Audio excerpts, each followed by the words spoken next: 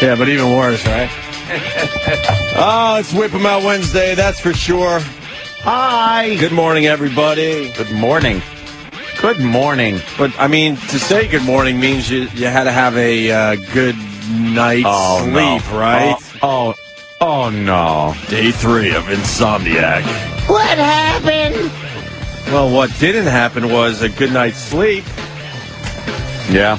Holy shit. Can't fucking pull that off, huh? And like you asked me this morning, no, I did not try the yoga on the TV. Yeah, that was my first question. Did you try yoga on TV? Dr. Steve's prescription for sleep. The yoga on the TV. On the TV. Yoga on the TV. Fuck no, man. I started off nice. I fell asleep around 10 o'clock. 10 o'clock p.m., of course. Around 1:30. I'm waking up because I'm drowning in my own snot. I just got snot pouring out of my left nostril. I mean, pouring out. Do you keep tissues near your bed? Or do you have to get up to blow your nose? I had to get up and... see? Tissues near the bed, Opie. The amount of fluids that left my nose is when I was blowing my nose at 1:30 in the morning. Unbelievable. And then I had to damp off my pillow because it was just... soaked with snot. And then I'm like, what's that about? And then I went... Oh, yeah, I remember. Me and the wife were in Sheep Meadow, little local action. It's one of the parks in Central Park. One of the parks within the park. Yes, there are a lot of sub-parks in the park. And it's a great place to just hang out and watch people and stuff. And I was watching, like, this old hippie dude, like, really, not really old, but he was probably early 60s, and he's playing, like, all that hippie music, like CCR. And never got out of it, did he? And the Rolling Stones, he doesn't have a shirt on, man. He's taking in the sun, and he's smoking a joint. Not one of those brokerage firms, 60-year-old guys that go, in the 60s, I was a free spirit. No. And now E-Trade helps me be a free spirit. No, he, old school, still smells like he did patchouli and fucking back B.O. in the 60s. Oh, yeah, exactly. And no shirt, man. He's got long, stringy black hair, and he's doing just horrendous versions of great classic tunes. God bless him. He's doing Dylan and CCR and the Rolling Stones, and he's smoking a joint, and he's hanging out with a bunch of brothers. With the homeboys? And a bunch of sisters. Yeah, so we're nice sitting there trying to figure out, what the fuck is this about? And obviously, they went over there because they smelled them smoking pot. Oh, smelled the weed. So it's like sharks with blood in the water. Yeah. So now they're smoking pot with the hippie dude, the black guys and the black girls there. Probably punched him in the face afterwards and took his pot. And they were openly just laughing at him as they're smoking his pot. They had no desire to listen to classic rock in the park. No, of course not. Especially this guy's version of it. And they all got their iPhones out and they're just filming the guy and they're filming each other laughing and shit. Gonna go on YouTube and then they'll just be like, "Look at this motherfucker." I'm hoping. So goddamn motherfucker. But I think what the snot thing is about, I was sitting there checking out that scene and checking out some other shit, and I'm just pulling up the grass. You know what you do when you're in a park? You're just fiddling about. Fiddle. So I'm pulling up fucking grass. And then I realize about a half hour into it, I'm like, hey, dummy, you're allergic to grass, you idiot. Yeah. So certainly, 4 or 5 hours later, it comes out with just fucking snot pouring out of my left nostril. Snot waterfall, yeah. The snot waterfall. It's like you blow your nose and then you ream it out with the tissue. You do everything. It's completely dry for a second. And it's like, where is this coming from? Yeah, and this wasn't the thicker kind where it stays in the nose. It's just water. Just pouring out. Yeah. Like Arba Dwyer of snot. Right. That's what you are. And then, because you're just such a treat, that goes, well, I slept like a baby last night. Like, I can't get over. That's really nice. Knock wood, how well I'm sleeping. You know what's odd, too? It's fantastic. I slept in the afternoon as well as the night. Yes, so did I. I never do that. I did the same goddamn thing. Oh, my God. I watched, fucking Kick-Ass, and, then I sat back a little bit and just fucking drifted off a little. You watched the movie Kick-Ass? Oh, yeah. But you don't like going to the theater. Yeah, I know. I just figured I'd go to the theater. Were you in a theater? I was in the theater. Oh, okay. I saw it in the theater, and you got confused. No, I wouldn't want anybody to think anything else. But I went to the theater and saw it. Not that big a crowd down there in the theater, though. Well, I gotta say. I mean, it was a Tuesday. Yeah. Tuesday's not a big movie-going day. Yeah, you would think with, all the reviews that it got and people talking about it, the buzz that it has. I looked around and, to tell you the truth, I think I was the only person in there. Yeah. Yeah. Very nice. And it's a great theater. The Showing, concessions, if you want candy or soda, or they even serve beer or wine if you want. But what a great place. What'd you think of the film? I thought it was not as good as everybody says. It was it was a little one of those. It was a little slow in certain parts and a little like who cares in certain parts. The kid is the best part. Would it have been a great movie if Nicolas Cage wasn't in it? No, Nicolas Cage doesn't really have anything to do with the good or bad of this movie. A lot of Nicolas Cage movies would be a lot better without him in it. He's not really that much of the movie, to tell you the truth. All right, so the parts with the girl are really funny and a lot of action. The other superhero kid there with the fucking wetsuit on, it's kind of like all right, meh. And then the storyline, of course, you're not going, I know, for the storyline itself, but it's one of those hacky kind of, organized crime thingies. But it's just kind of a vehicle so you could watch kids beating the shit out of adults and cursing and doing horrible violence on people, which is cool. Like I liked that part. That was the part I liked, but it seemed there wasn't enough of it in certain parts of the movie where it kind of slowed it down. Wow. But overall, not bad, but not like, wow, this is the greatest fucking, thing. Better than Hot Tub Time Machine? Haven't seen that yet. I think I might go to the theater tonight and see that. Please see Hot Tub Time Machine. Okay. And then let me know which one's better, because I want to thank Danny for recommending this theater, too, because I really didn't know this one existed. Don't get me involved in your theater going. I'm just saying, Danny recommended a fantastic theater that I could see these movies in. So I just was thanking Danny. That's cool. Yeah. It's great. It's great.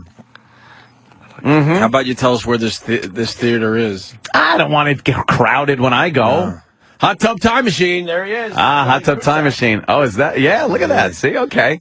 See, they're all dressed like the 80s. That's good. That's playing at the same theater. So that's good. Danny just brought up the movie listings for that theater, and it is playing. Well, your theater has the same listings as my local theater. So does it? Oh, nice. Yeah.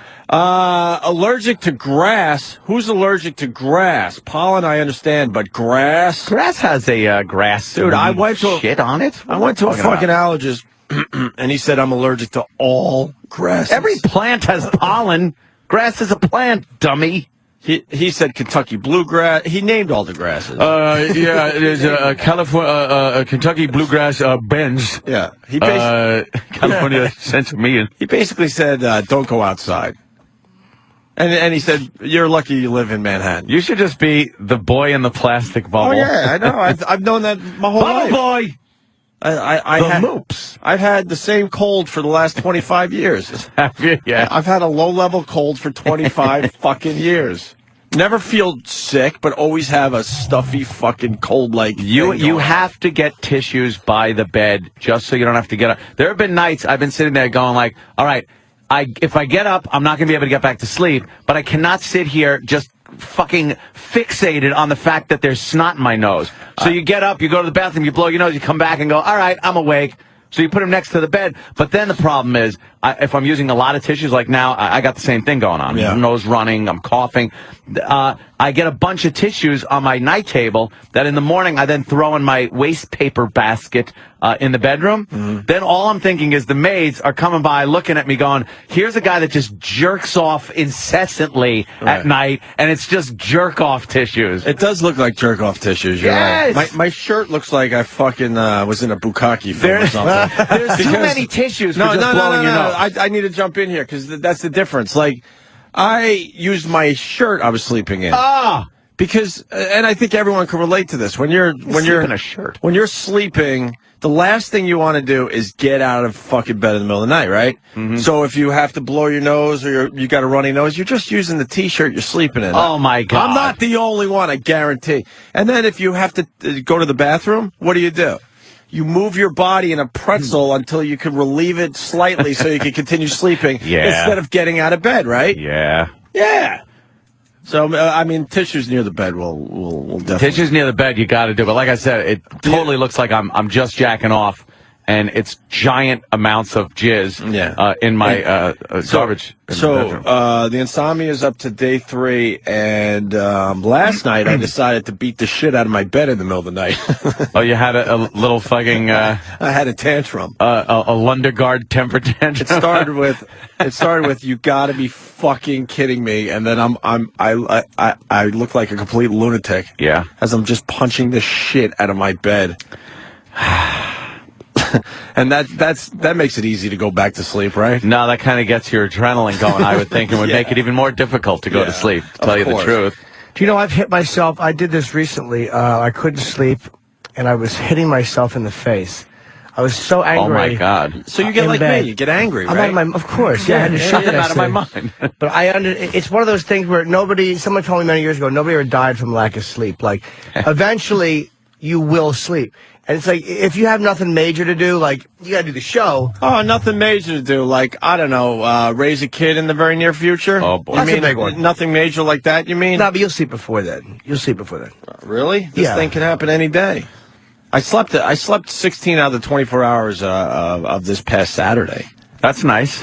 Yeah, one of those off and on all day sleeps. Those are the best in the fucking world. You got some dumb movie on that you don't really care much about, and you're just falling in and out of sleep the entire afternoon. Oh, is that the best? You're fixated on sleep. Oh, yeah. And I get it's obsessed with making it. you not sleep is what it is. Like, it's that horrible fucking paradox you've fallen into. It's like a horror movie. I get up off the couch and I start marching toward the bedroom, and all of a sudden it's like, oh God, here we go. All right, I put so much pressure on myself. Okay, it's time to go to sleep now. Yeah. And I lay in bed, like, try to get comfortable, and I'm like, it's a whole thing now. And in your mind, is it just about like, it. They just I go know to bed. I'm not going to be able to go to sleep. Yes. Oh, that's just, you're fucking yourself right from Most the people beginning. don't think about it. They just go to bed. Yeah. Like a human being. It helps me when I have to go to sleep. Sometimes I spin in a circle quickly right outside my bed, and I start yelling, sleep, sleep. But that's because you were molested as a child. No, it's because I wanted to be. And nobody would pay attention to my hiney. Everyone's giving me their advice. I need to jerk off and all this stuff, blah, blah, blah. Dude, you'll sleep eventually. It's like, it's one of these things where you just, I enjoy them when I'm like that. It's like there's nothing I can do. And what I mean is, if you got to do the show, and you have probably a week or two until the kid comes, you'll sleep before then. Just enjoy it. Enjoy it for a couple days. And then after, that should be... but you know what? At that point, then I know why I'm not sleeping. Right now, there's no reason why I shouldn't be sleeping. That's the difference. Hey, when I did wake up in the middle of the night, I got an email from our friend Bob Levy, and I just want... so we got to get word... Actually, no. This fucking email came in at 4:57 a.m. A.m.? Oh. So, Bob, I just want to know if you meant to send this email. That's all I'm asking today. I know that's a bit of a code right now. With Bob. But we explain most of this stuff in the end. But I want to know, Bob, if you meant to send this email. Yeah. He's a good friend of Jimmy's, and we're becoming friends with him. He's done the show a few times. We like him. Before the show, we were talking about emails and texts and pictures and other things that you send that you might not send if you weren't intoxicated. Right. And we brought up the fact that our own Jimmy Norton has been sober since he's 18 years old. I have been. So he missed all that technology part of being drunk. And the stories he tells about just being drunk and being on Earth are horrific and ridiculous and crazy. He called the FBI on himself. He walked around the streets with a big fucking butcher knife, things like that. Hoping the police would shoot me. Yeah, hoping the police would shoot him. Just crazy stuff. Yeah. And thank God you stopped drinking, because I think it would have done you grave harm. Yeah. But you missed, and I would have loved to have seen the Jimmy Norton drunk texts and voicemails and pictures, the trouble you would have gotten into calling superiors and just then waking up in the morning from a blackout going, what did I do? Dude, do you understand? I'm almost getting like the cold shivers. Yeah, just thinking about it. Thinking what you could do. Dude, I was that type of drunk where I would be in the middle of a blackout and come out of it, and and that's what I just wanted to say. And I know I would look down at the phone and see Mel K on my phone and not know what I just said. Oh, my God, what did I say? Was that a good message or a bad message? Probably a bad one, though. It was... you missed all that. The Twitter, God knows I would have Twittered pictures of my cock. I've sent enough of them out already. But I've never taken full-body nudes. Believe me, I would. Face, dick, everything. Yeah. Just you know what? Everybody's got a fucking cock. So what? Didn't hurt fucking Paris Hilton. Send. The law says you're 14. I don't give a fuck. That's horrible shit. Oh, shit. It was a lot easier to keep it contained, I guess, back then, and not really... You'd have to directly do damage physically with your own body, or maybe a letter or things like that. But that gives you a little more time. You know what I think about it when I'm at events like I'm doing the festival this year for the Nasty Show in Montreal. And there's always these comic get-togethers where there's the comedians. Aren't the Habs there? Was that?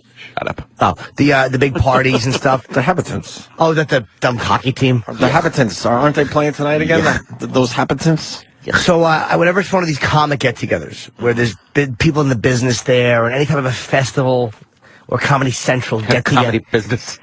I watch the comedians who drink and make asses out of themselves, and I'm like, first of all, it'd be worse.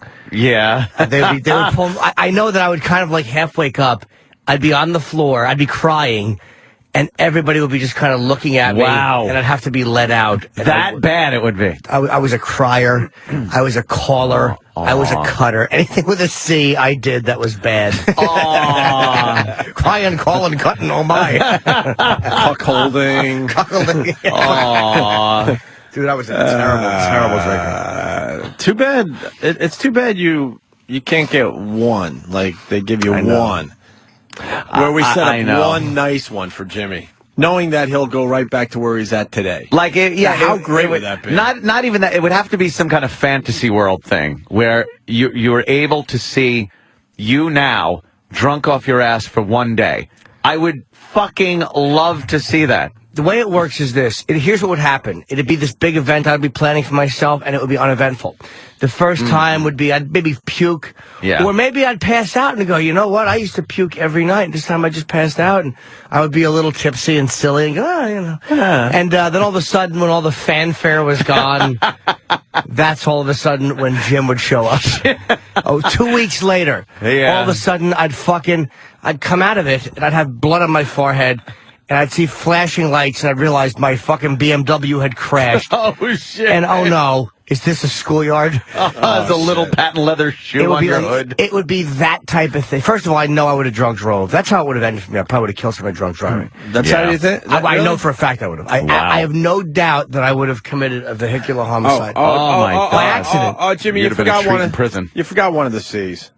You forgot cocksucking there, Jimmy. Oh, my Thank you, Chris. God. That wasn't a drunk activity, No, that was from fermented baby juice or something. He doesn't need to be drunk to do that, sir. Yeah, elbow to the ribs. Right. He's a lucky fella. He doesn't need to be drunk to do that. I cringe when I think about it, though. Ant's not a bad drunk in that way. Like, where Ant's a little loud when he gambles.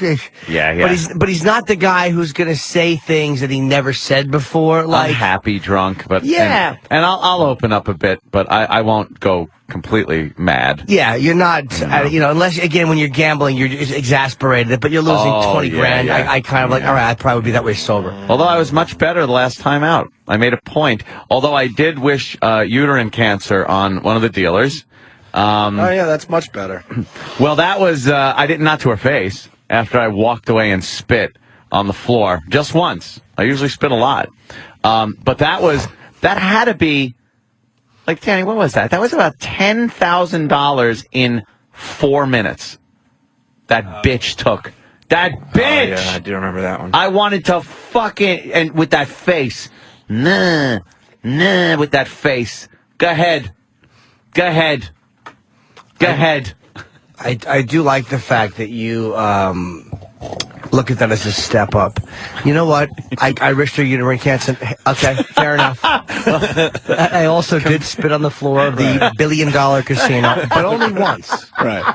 Like we're supposed to go, hey, this kid's getting better. Doing much better. It's unbelievable. The improvement is I'm incredible. working my way to maybe not spitting at all or wishing horrid diseases on the shit. dealers. God, I hope he keeps it up. Well, you know. Blackjack. That's right. So what else is up? Man. What happened? Just looking at we have Uriah Faber is calling today. It's a huge fight on Saturday, and I'm looking forward to Big it. fight, big fight. This is a fight actually really Uriah Faber, one of the lighter guys, and Yeah.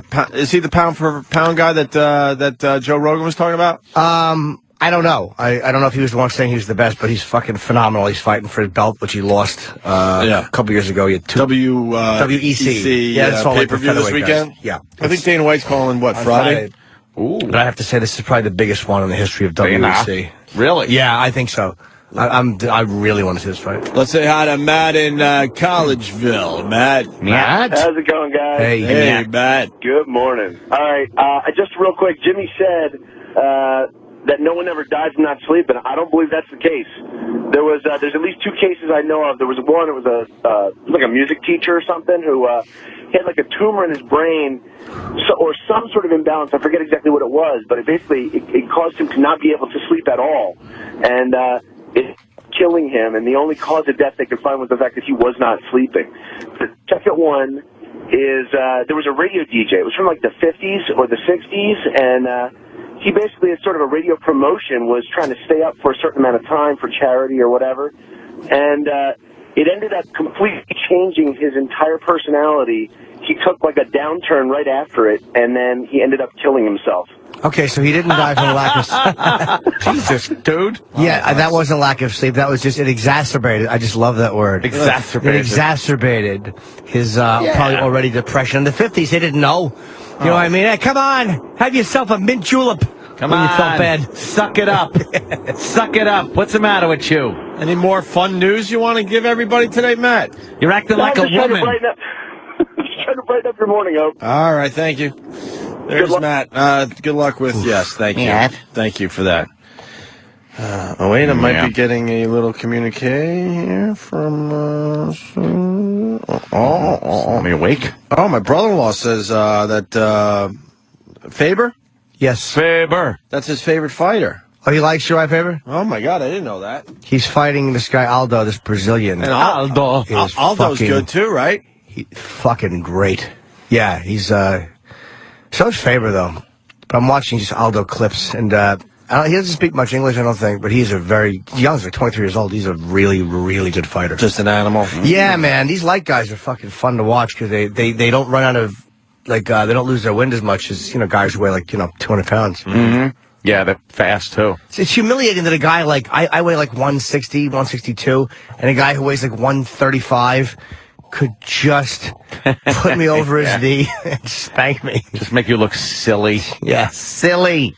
Silly, I say. I'd match these guys up against Kenny. I'd take these guys over Kenny. Really? Yeah, because they're in such good shape. And they know exactly what to do. Yeah. Kenny needs a big flashlight. Yeah. and an old fucking 6-shooter. Yeah, Kenny's most effective when there's a red and blue light spinning. Yes. He needs that on the ring. And they give him a mag light, and he just goes in. And that's not even like, Kenny's deadly. Of course he is. He's bummed that phone books are becoming extinct. Yeah. Kenny would get in trouble for putting his BlackBerry on somebody's head and hitting them with it. Smashing him across the gut with it. Doesn't hurt. It used It to. left a mark. Hey, so they're flying again in Europe? Yeah, Is that what I'm apparently saying? they just said fuck it. They gave it a shot. The planes went That's through. a nice ski slope. Fine. That's lava, Opie. Oh, yeah. See, that would not... It's, not red snow, which would be kind of cool, but I thought it was like, how they made bowling better with the lights and stuff? I thought they made the ski slope midnight better. bowling or something like that. You get midnight skiing with the red fucking some trails. lava. With Maybe lava. if I had a little lava. How long would you last in lava? Split seconds. That's That's melted rocks. How long would you last in lava, Jimmy? I've made it 8 minutes, but then it was really bothering me, and I felt like I was like too hot on my skin. A little warm. It took me a while to steep my testicles into it. Would lava just steep your Why are you saying lava? What's that? It's lava. Lava. Oh, I wasn't in lava. I was in lava. Lava, I would have no shot in. Nobody likes lava. If you were standing there and you let lava run over your feet, like, what happens to your feet? Do you just catch on fire, or do your feet immediately disintegrate? I would assume from the temperature of it that they would just burst into flames. The pain would be insane, and then your feet would just vaporize. If you fell into lava, like say you just got dropped into hot lava, yeah, would you much like Gollum? Would you really feel it, or would it just be by the time you felt it, it would just be gone? I think it would sting for a split second. It would be the start of something, and then you're just. It would probably feel exactly like you were jumping into ice cold water. Like you wouldn't know it, and then you would just be in the netherworld. I don't know, man. How many degrees is lava? Oh, it's got to be fucking 60, 70 degrees. That's about right. I'm swearing. No, but I thought it was... what about the town? Wow. Was it in Hawaii? It looks like the Earth coming. Yeah, it is, pretty much, yeah. And you would probably know better than anyone. Pompeii? No, man. In modern times, what was the fucking town that got wiped out by the lava in Hawaii? In Hawaii? Remember, they did all the reports on TV, and they were watching the lava field slowly move toward the town, and there's nothing they could do about it. They basically said, there is nothing we could do. Is that like in the 90s? I'm thinking it was in our lifetime, and it was I would say it was 10 to 15 years ago. Help me out with this. Oh, lava gets pudding skin on it. Why does it get black pudding skin immediately? It's cooling off and turning back into like rock and that's amazing. And shit. And then it forms a little fucking island or something. Steve from Bay Shore is saying, Opie, he thinks it was Burnt Upville. Burnt Upville? Is that another racist joke by that fuck? No, it's just Burnt Up. Was it called that? Okay. Imagine being in a boat. How long would your boat last in lava? For blacks or something. You just launch your boat in there. Hope you could just drive it around. No, Ed, help me out, because I don't remember. And I think there's videos online, because like 60 Minutes, all those news shows had reports with the lava fields. Slowly, like an inch a day. You got it? Kalapana. In 1990. All right, that's about right. Kalapana. I said 15, but all right, 20 years ago. Jimmy, look at this. This lava field just slowly but surely wiped out an entire town, and there was nothing they could do about it. And there's no video, right? No, it's fucking before 90. Jesus. They knew that it was coming and they didn't tape it, these assholes? I know. That happened in Mount St. Helens, too. It's like, but I mean the town. But news shows were doing pieces on this where they showed it, and then they showed it slowly taking out buildings. Yeah. The outskirts of town got it first, and then they finally just took out the whole town. Oh, yeah. Hot magma. Let's say hi to Adam in Atlanta. Adam. Hey, guys, what's going on? Hi, sir. Hey, I just wanted to call and let you guys know I've been listening for, I don't know, since 05, when you used to split. And the other day I got a new... Kyle in Vermont, what's going on, buddy? God. What's up, fellas? Hey, listen up. Lava is 2,400 degrees. Oh, wow. Out in Hawaii, if you go to the lava fields of Kilauea, you can stand over the top and then watch the lava go by. It singes your eyebrows. Just by looking at it down in a fucking volcano. Who stick their head in a volcano anyway, dummy? Well, you can stand on top and the lava fields go straight into the ocean, and you can see how the earth is being formed as it goes into the ocean. Yeah. But it's just wild. You're standing there, and your feet get hot from underneath, and your eyebrows actually singe if you're too close to the open air. Primitive and shit. Like volcanoes are so fucking old. And is it making more land, like noticeably more land in Hawaii? Oh, especially absolutely. in Hawaii, yeah. And, the roads that go into that town actually have like an 8-foot lava wall. Yeah. Like the road stops, and you see the top of the street signs. Yeah. And the street signs, that's all you see is just the top of the street sign sticking out from this wall of lava. It's pretty cool when you watch these lava vents underwater, and the lava comes up out of it and instantly cools. Right. And it looks like those snakes. You remember when you used to light on those little tablets on fire, and it would make carbon snakes would come out of it. It looks just like that because the lava's still got to fucking come out. Of course. But the outside of it is cooling so quickly, and the inside still got lava on it, so it makes like these tubes and these platforms and shit. It's got to be fucking wild. And then the divers go right near these things, and the water's got to be pretty fucking warm, I would imagine. Well, it's probably comfortably warm. You could take a helicopter tour over the top of how the lava's formed into the ocean. And you can see the steam and the mist coming up, and it's not as hot. Obviously, if there's lava there, you can't fly right over top of it. Right, but poking you see at how the steam comes up, and there's actually just jets of land that came out because of the lava. It's incredible. I mean, if you've been to Hawaii, you got to go see Kilauea. It's a sight you'll never forget. Yeah, Spectro from Michigan is saying it's like being on another planet. It is. Wow. Yeah. Like Vulcan. I played around the golf out there, and it was carved out of the lava field. So they actually they put dirt out, and they planted the grass and everything. Oh, fuck that dirt shit. Your drive would go 400 yards. It would just keep bouncing and bouncing. You get a good bounce off of hardened lava. Well, needless to say, you're not hitting a 9-iron off the lava. Well, sure, needless to say. Needless to say. Kind of hard to put your tee in the lava rock, though. That could be a problem. You're going to have to hit your ball right off the lava. Off the lava. Without a tee. Have you guys been out to Hawaii at all? I wanted to do my honeymoon in Hawaii, but I just couldn't get it together. I would love to go to Hawaii, man. Would love to go. When you fly into the Big Island, okay, you're flying over lava fields, and it looks like the moon because you're flying. The airport is built right on the side of the lava fields next to the ocean. I was supposed to go to visit Mr. Hanalei, but there was some problems. Yeah. Come on, I want to lay you, right?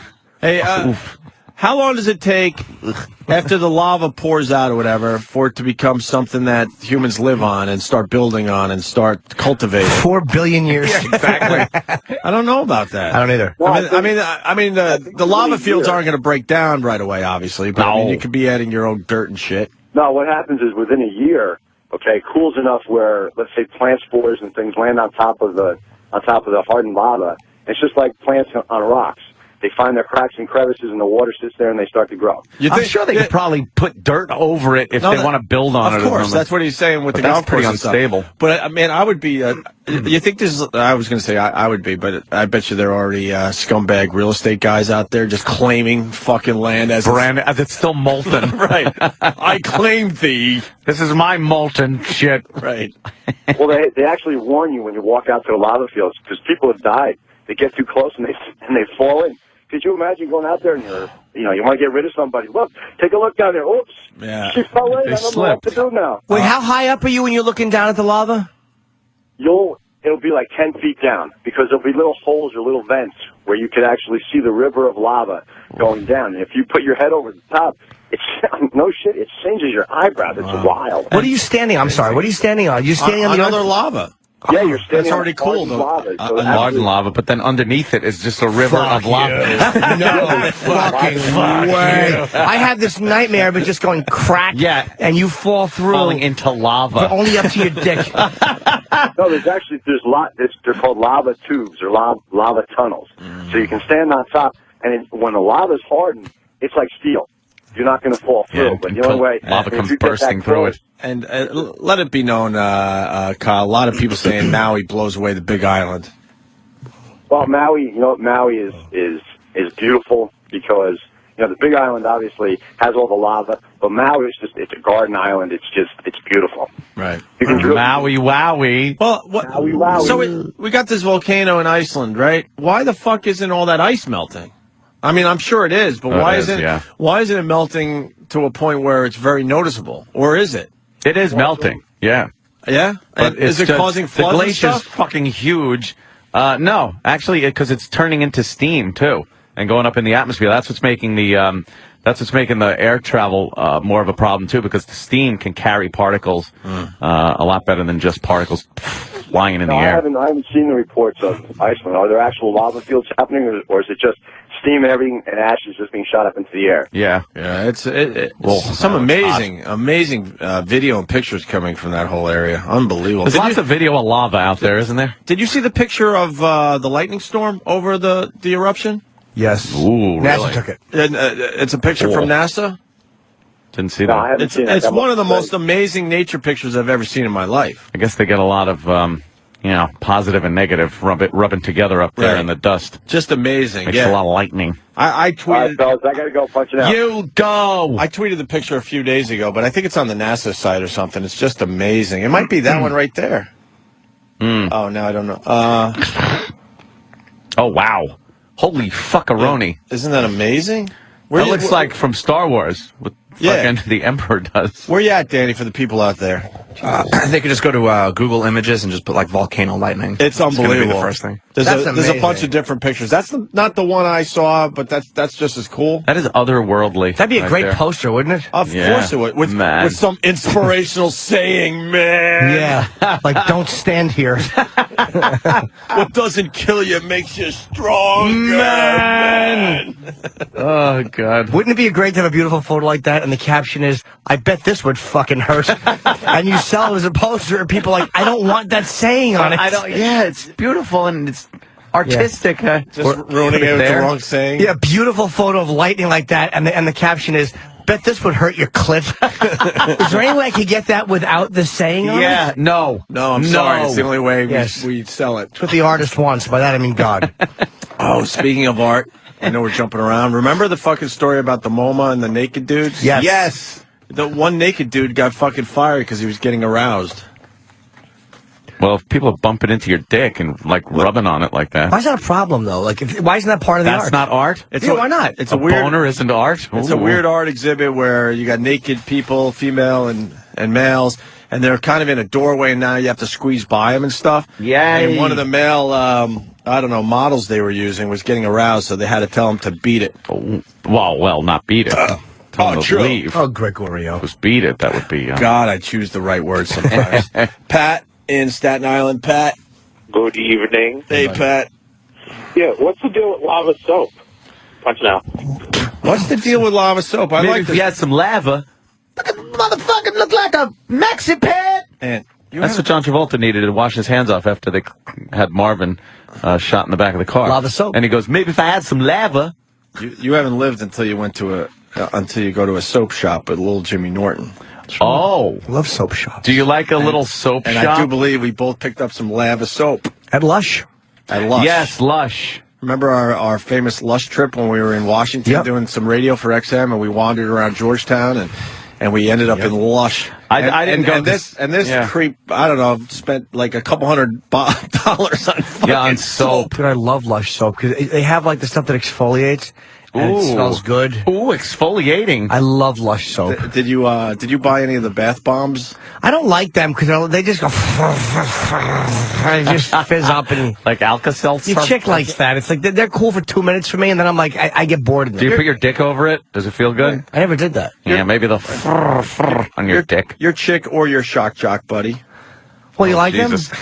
them? The bath bombs or the bomb? Bath bomb. I get bored with them because my tub's not big enough, and all of a sudden it looks like the whole fucking room has got suds in it. Good, well said.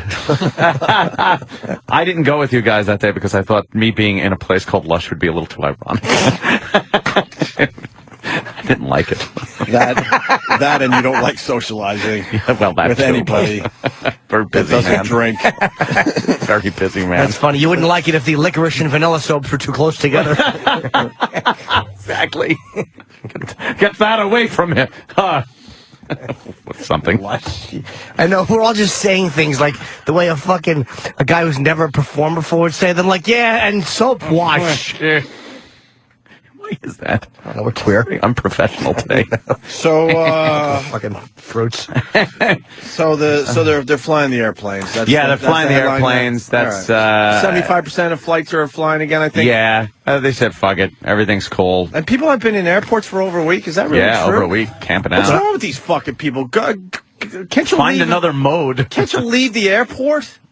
What? No. They said Got no they were. money. They said they set up what, Cot City and all that. I Crap? saw that when I was in JFK. There's people just laying on everywhere. Dude, I would Yeah. last one fucking day in Cot City. Then I would get the fuck out of the airport and you'd find something. You'd wake up punching your cot that you can't sleep. Oh, Jesus. They may not have money, though. A lot of people probably just That's what regular it is. They were travelers. saying a lot of people are broke. They were bringing in truckloads of portable You toilets. can't wander around outside and find some fun.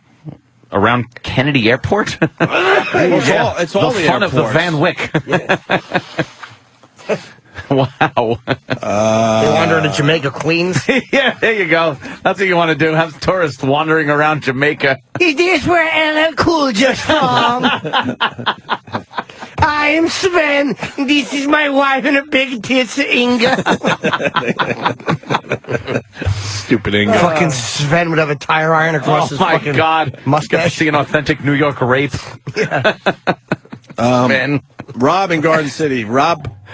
Hey guys, yeah, Hey there, Rab. a little mistaken. You want to know why the all that ice wasn't melting in Iceland? Well, the reason is because there isn't that much ice. Back hundreds of years ago, they changed the name of Iceland from Greenland to Iceland. They switched the names to confuse the Vikings. So really, Greenland is the big massive land with all the glaciers on it, and Iceland is actually very green and plentiful. But it's but this one is a glacier with ice on it. I see a lot of white. White to me means cold. Northern Iceland has, glaciers on it, but it's not like Greenland, To confuse them. They just turned the sign around and that shit worked. That's so stupid. Dummies. But there is a Greenland. Yeah, I know. So They what do you switched the say? names. They switched the name. Just take the knowledge, Ann. I love it. Rob knows what he's That's doing. great. I'm an expert because I have a phone and I'm calling the radio. I am not going to argue that, my If friend. you get through to a radio show, you are an expert. Yay. Good point. All right, boys. All right, man. Why don't we take a break? Do we need couples for cherry darts still? Dude, we need... Yeah, we could plug that. Is this going to be Many a bust? as we can get. No, I don't think so. But Okay. it's always better to have more than. Too many is always good. So we're doing cherry darts Tuesday. Basically, the women come in, they drop chow. Chow? Drop, I hope not. I'm tired. Drop whatever they're wearing. Trow, thank you. And then their partner throws cherries at the bullseye. At their that they boom. see. And we got great Boom. prizes. We're giving away 2 Apple iPads with custom diamond encrusted WoW logos from Steven Singer. My God, man. They're really nice. And Danny at foundrymusic.com if you want it. Or Opie and Anthony. Yeah, there's an official email. I think it's opieanthony@siriusxm.com. There's no and, and it's just Opie Anthony. I twittered it yesterday. E-Rock sent me the link. Open an E and Anthony? Or you can just get to me directly Open an E and Anthony? Danny at opieanthony.com. Or call the fucking show and we'll take your info, whatever. All right, but It was a great event when we did it, man. yeah, it's going to be a great day. It's going to be a good broadcast, and thank you, Steven Singer. How many years ago was that we did that? 18.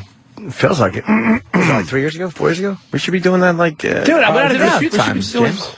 We should be doing cherry darts every fucking week. We got to start doing more bits on the show. Yes. I was just thinking about that.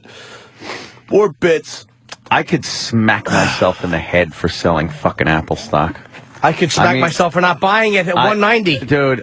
What is it now? They had earnings that so surpassed fucking what is it now, like expectations. 240? They doubled their earnings this quarter. Doubled their fucking earnings from like $1.5 billion to over $3 billion. It's up 90% from this quarter last year. Yeah, up 90%. And I bought, made some cash, and sold. But I just should have hung on to it. And I kept telling myself, I'm going to hang on to it because it's one of those stocks that are like dumb, a good though. stock. That's just dumb, though. I should have held. I mean, if we all knew that, then we'd all be fucking really rich in the stock But market. Apple's got like one of those. Apple's one of those stocks that like I would buy now, even now, and today in pre-market it's trading up the Inside ass. trader. No, I'm just saying I would. How much is it selling at? None of this But, shit. who knows when the market opens? But right now it's at one fucking. None of this shit. Not is one. Two, excuse me. 240. 240. I could've bought it at 190 or something like that, going up to I didn't listen. 250. Yeah, but I mean, 260, 270. Yeah, that's good. There's no guarantees with this stuff, though. Apple. There are no guarantees, but you know what? Apple's second quarter profit was $307 billion, as opposed to last year, which was $1.62 billion. These motherfuckers sold. How many iPhones did they sell? Dude, There's something like 8 or 9 million iPhones in just the quarter. It's retarded. In just the quarter? The amount of fucking iPhones they sold. I might have to look into this The company said it shipped 8.75 million iPhones, 2.9 million Macs, and 10.9 million iPods last quarter. Yeah, but just in the fucking quarter. How many were actually turned on, though? 3. See, that's the 3. problem they're having. That's the yeah, a lot of people are just skimming them across lakes because they're flat. Nah, there was more of them than 3, Oh, dude. literal Jimmy. And don't forget, everybody, January 20th, 2009, Apple was at $78. $78 a share. God, when can is you that? imagine? January of 09. But the bottom January line is, 09. it was like fucking GM went under. I know, Like- that scared a lot of people. Banks were closed. Like, Yes. fucking banks. But you know what? That Went into the fucking shitter. iPhone should have seen that and gone, the future! But it could have. Who the fuck? What was it? What was it like a year before that? It was probably a 2-something. Went down to. You know how many people wanted to hang themselves and it went down to 78? Exactly. Look at the guy that bought high right before it dipped down to 70. That guy wanted to kill himself. Well, that's what we're talking about. Though, man. You know what else? You never know. Should've How bought about Apple, though. punch up a little stock named Priceline if you want to fucking shoot yourself in the head. Priceline, we haven't looked at in quite a while. Priceline is now at, What the fuck? That's a hill workout. yes, 200 and fucking, what, 55 $55. Look at its low. That's a. Down there. Dude, look at what it was. What was it? This is years ago. Yeah, I know, but What year? that was during the big crash. 05. Yeah, I mean, it bottomed out around, looks like 18 and change. $18. All right, so what is it now? 20, 21? $255 a share. Even that dip it took right there. When is that? That's like 50. That's end of last quarter of 08. End of last quarter 08, and how much? $52. $52. Would you do that? Would damn you, it. Would you do that program on a treadmill? I know that's a tough fucking workout right there. Holy mackerel. That you got a little break there, but Holy mackerel. you're I wanna- just climbing. I want to feel better. Go to Sirius. Can you look at the Sirius stock? Yeah. I want to feel better.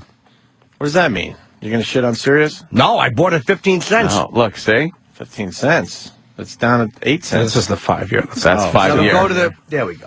When is that? All right. Is that a year? Yeah, this is the... That's the 1 year. 1 year. We're about at a high.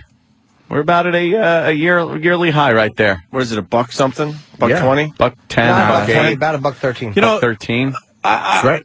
I had a thought on our Citadel stock now that it's Ugh. worth nothing and we lost well over Toilet paper. $100,000 each. Yeah, I want to take my stock certificate, and I think Fareed should allow this. yeah. And I want to give him a paper cut across his penis hole with my stock certificate. Ow. That's the least he could do for us. Ow. Is to allow us to fucking paper cut his fucking piss hole. Ow. With that stock certificate. Ow. Could you get him on the phone? I want to ask if he would allow that. Oh, that would hurt. We all just line up and do it over and over again until it's split in half. Ow! I can't even think of that. Where he has one of those wieners that are split in half like a fucking hot dog that's been on the grill too long. That's what I want to do with my stock certificate that's worth nothing now. Yuck. Yeah, I know. All my eggs in this fucking basket right here. See, that's why... You're putting all your eggs in this fucking basket. That's why you never know. At the time, we thought we had a fucking guarantee, Jimmy. No. We knew Apple's- the radio. Apple's we one knew of the the ones, radio though, dude. business. We got in on an IPO, and look, that's why there's no rhyme or reason to IPO. most of this shit. Sucked. There really is no rhyme or reason. And my brother would tell you that. But he Apple is worked Apple. many years down in Wall Street. Yep.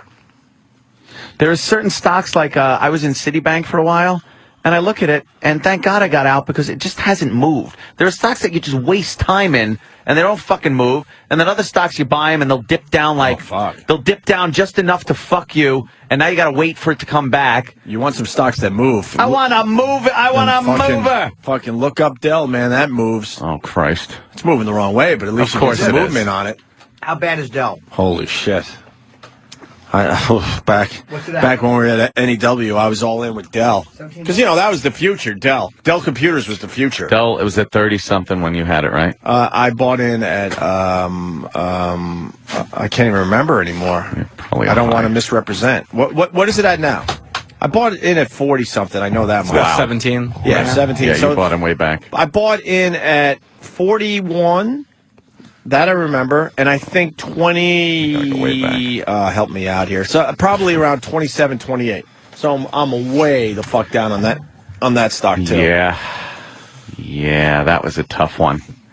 But that Priceline one freaked me out. I was like, I remember laughing at the people that bought Priceline stock. It took that big shit during the tech stock fucking bubble burst. So why didn't you see that one and get in? Because on I'm that? an idiot. See. Who knew Shatner would fucking bring it right back? All right. Negotiator, Priceline negotiator. You see evil fucking Shatner one now? Where the evil Shatner has the goatee and he's trying to convince the guy to go to some other site, and then regular Shatner bursts through the wall, and they freeze frame him, and then he talks the guy out of it. He goes, "Oh, evil Shatner was trying to talk him into some shenanigans." Well, fucking good Shatner. for him. All right, why don't we go to break with this thing about bestiality? Ant's really into bestiality. Bestiality. So we're going to check this out, and then we'll continue. Are you looking to fuck some animals? Then come on down to Anthony's Beastiality Bonanza for our Sign and Violate event. For a limited time only, enjoy some of the finest stallion breeds we have to offer at half price. Just listen to fellow animal lover and founder Anthony Cumia. I became quite close to a horse about 8 years ago. Once he was comfortable enough with me, I got to work on his amazing cock. Sucking his cock and being sprayed with his cum was the best experience of my life. We've got everything from Arabian to thoroughbreds to American saddlebred to mustache. Too many choices? Anthony will help you decide. Stallion penis tastes great. Semen tastes okay, but it's pretty strong. Not something I enjoy. Now, Pre, on the other hand, is the nectar of the gods. And now, folks, for a limited time only, we're offering Anthony's personal favorite, ponies, which he knows you'll enjoy. I did, and it tasted awesome. His cum was fairly salty, sour, and hot as hell. Drool. Do you have a cock? Do you have a pen? Well, then we've got animals for you to fuck. So come on down to Anthony's Beastiality Bonanza. You won't be disappointed with our selection. I would recommend it. Heart sign.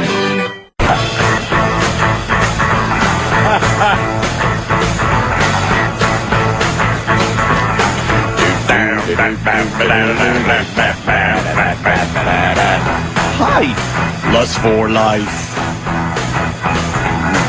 You know those downfall parodies, the Hitler parodies online? There's so many of them. There's a million. There's a new one coming out, what, daily now? A couple a day? Yeah. Well, the makers of Downfall want them all off the internet. Why? They are not happy. It's fun. The German company behind Downfall demands all Hitler parodies removed from YouTube immediately. Why?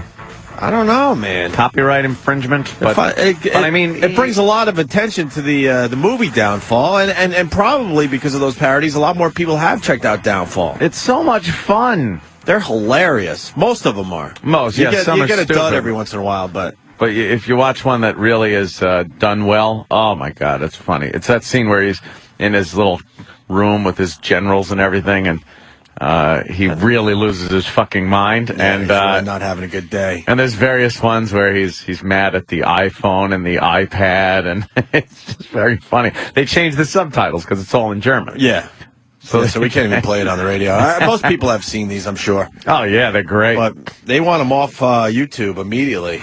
So I would assume they would go away in the very near future. That sucks. Those are like one of the funniest YouTube bits ever. I think so. Is there a better YouTube bit on a regular basis like that? Damn, I that don't one's think been so. done so many times. I think that's got to be the number one YouTube bit. Yeah. As far as something that keeps on going. Is this a brand new one? It's about his birthday, and they're telling him they all forgot about his birthday. Oh, really? He just loses his shit. God, he played such a great Hitler. His shaky hand takes his glasses off, and he just starts yelling at people. I think he sends some people out of the room first. Yeah, please clear the room. Well, he's got to clear the room before he before he yells at people. Before he really loses it. So, yeah. All right. Well, that's more of a visual, but a lot of people have seen those.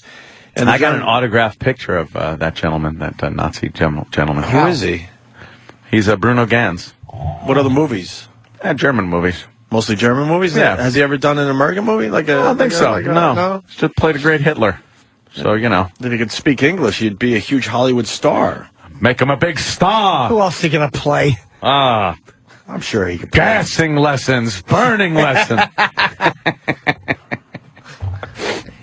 Why would they want this taken off? I know. It's just good, clean fun. All it does is fucking promote the movie, too, because you're seeing a great performance. What, are they afraid it mocks Hitler? Yeah, right? Is that what they're afraid of? Wait a minute. Now there's a point. I was saying, Jimmy, probably a lot of people checked out the movie because Absolutely. Because of these parodies. It made me want to see it again. Yeah. Hey, I'm out of touch on this one, but what's going on with Matt and Trey in South Park? Who knows? What do you? The radical Islamic website threatens South Park creators for making fun of Muhammad. Of course. Now, what kind of threats are they?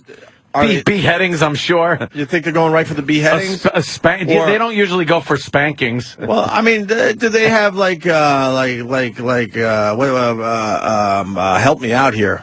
Degrees? Like degrees of punishment? Yeah, no. Are they threatening to pull out their toenails, or are they going right for the beheading? If it's a woman, your clit's gone, and then you're buried up to your neck, and they throw rocks at you. Yeah, that's wonderful. And if you're a guy, they just saw your head off.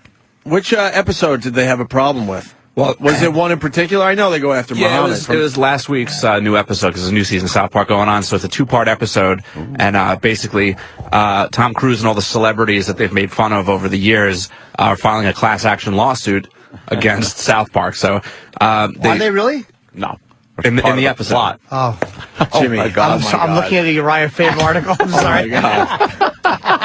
Oh, my God. You're the worst. Jimmy's the worst multitasker I've ever seen in my life. No, I'm a good one, but I was actually looking at this thing. You got a laptop. You got a magazine in front of you. Jerking off. He's jerking off.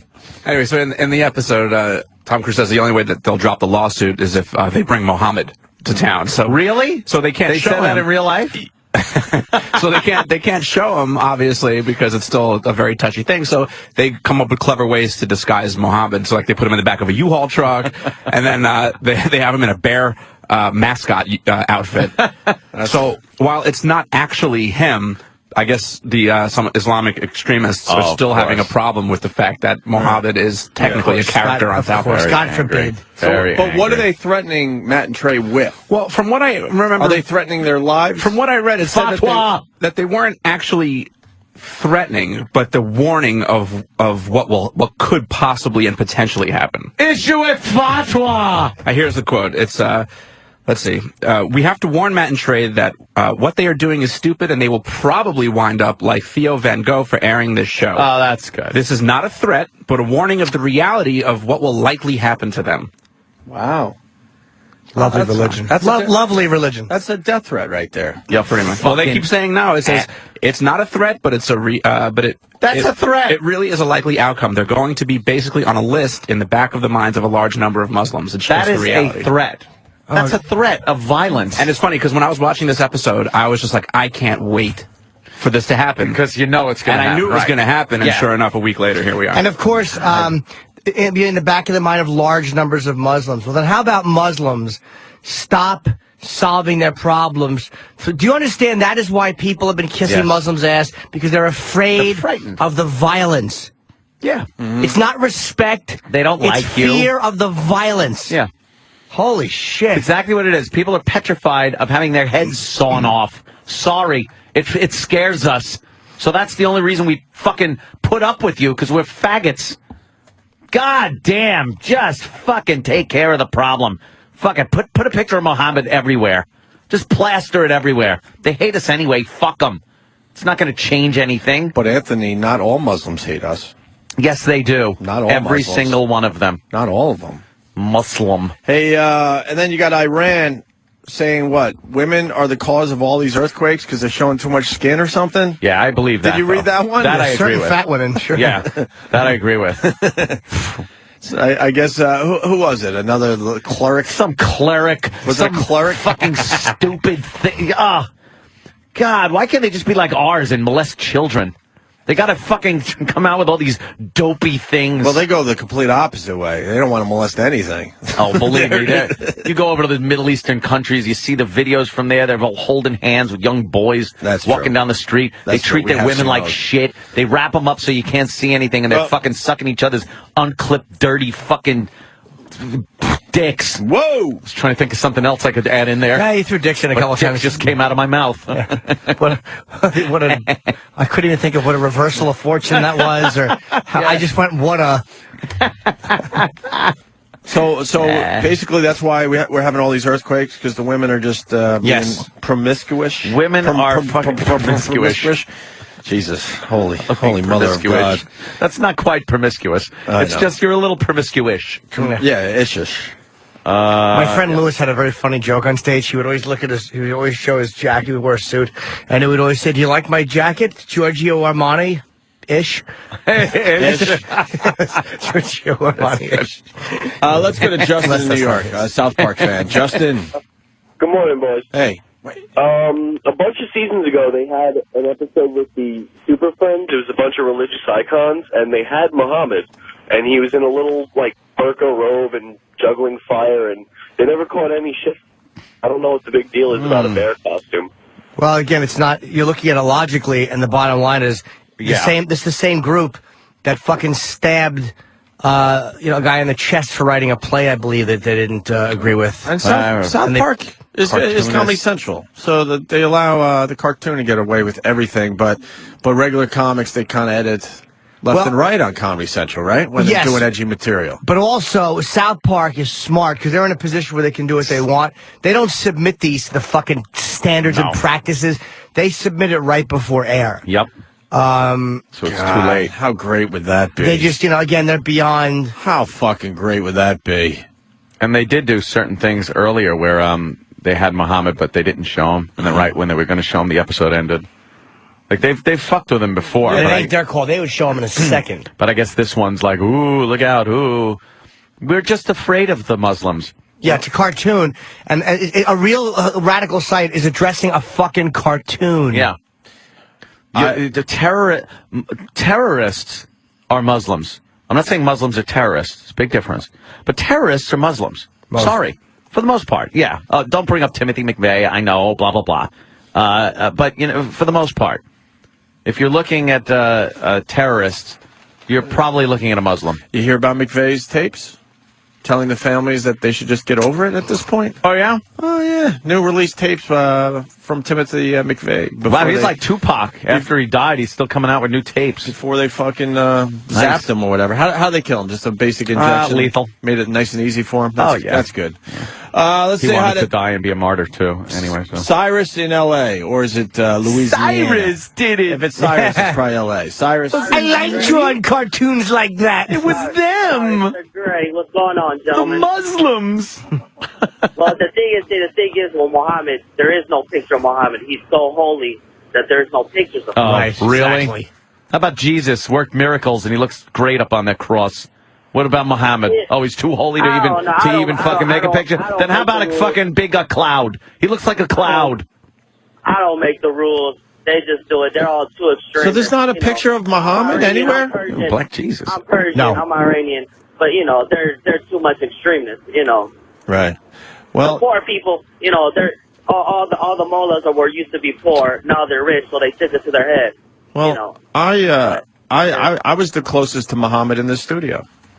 Yep. What? How? How? I've told the story. What, going to Turkey? I went to Istanbul, Turkey, Istanbul. and I waited online for well over an hour to see one strand of Muhammad's hair. beard hair. What kind of security was there for that? It was ridiculous. I bet it's and this crazy. one piece of hair was behind the thickest glass I've ever seen. You should have been like, that's it? I did This say little that. I piece told of you that. shit? Well, I Oh, no, didn't but say- loud. I kind of spoke up a bit. It was before 9/11, before, it got real crazy. And now it'd be insane to go to Istanbul, Turkey. Is that it? I don't remember. Is that, I guess that's it, huh? Yeah, look, it's in a little Holy fucking shit, it's been years. golden clamp. Look at that.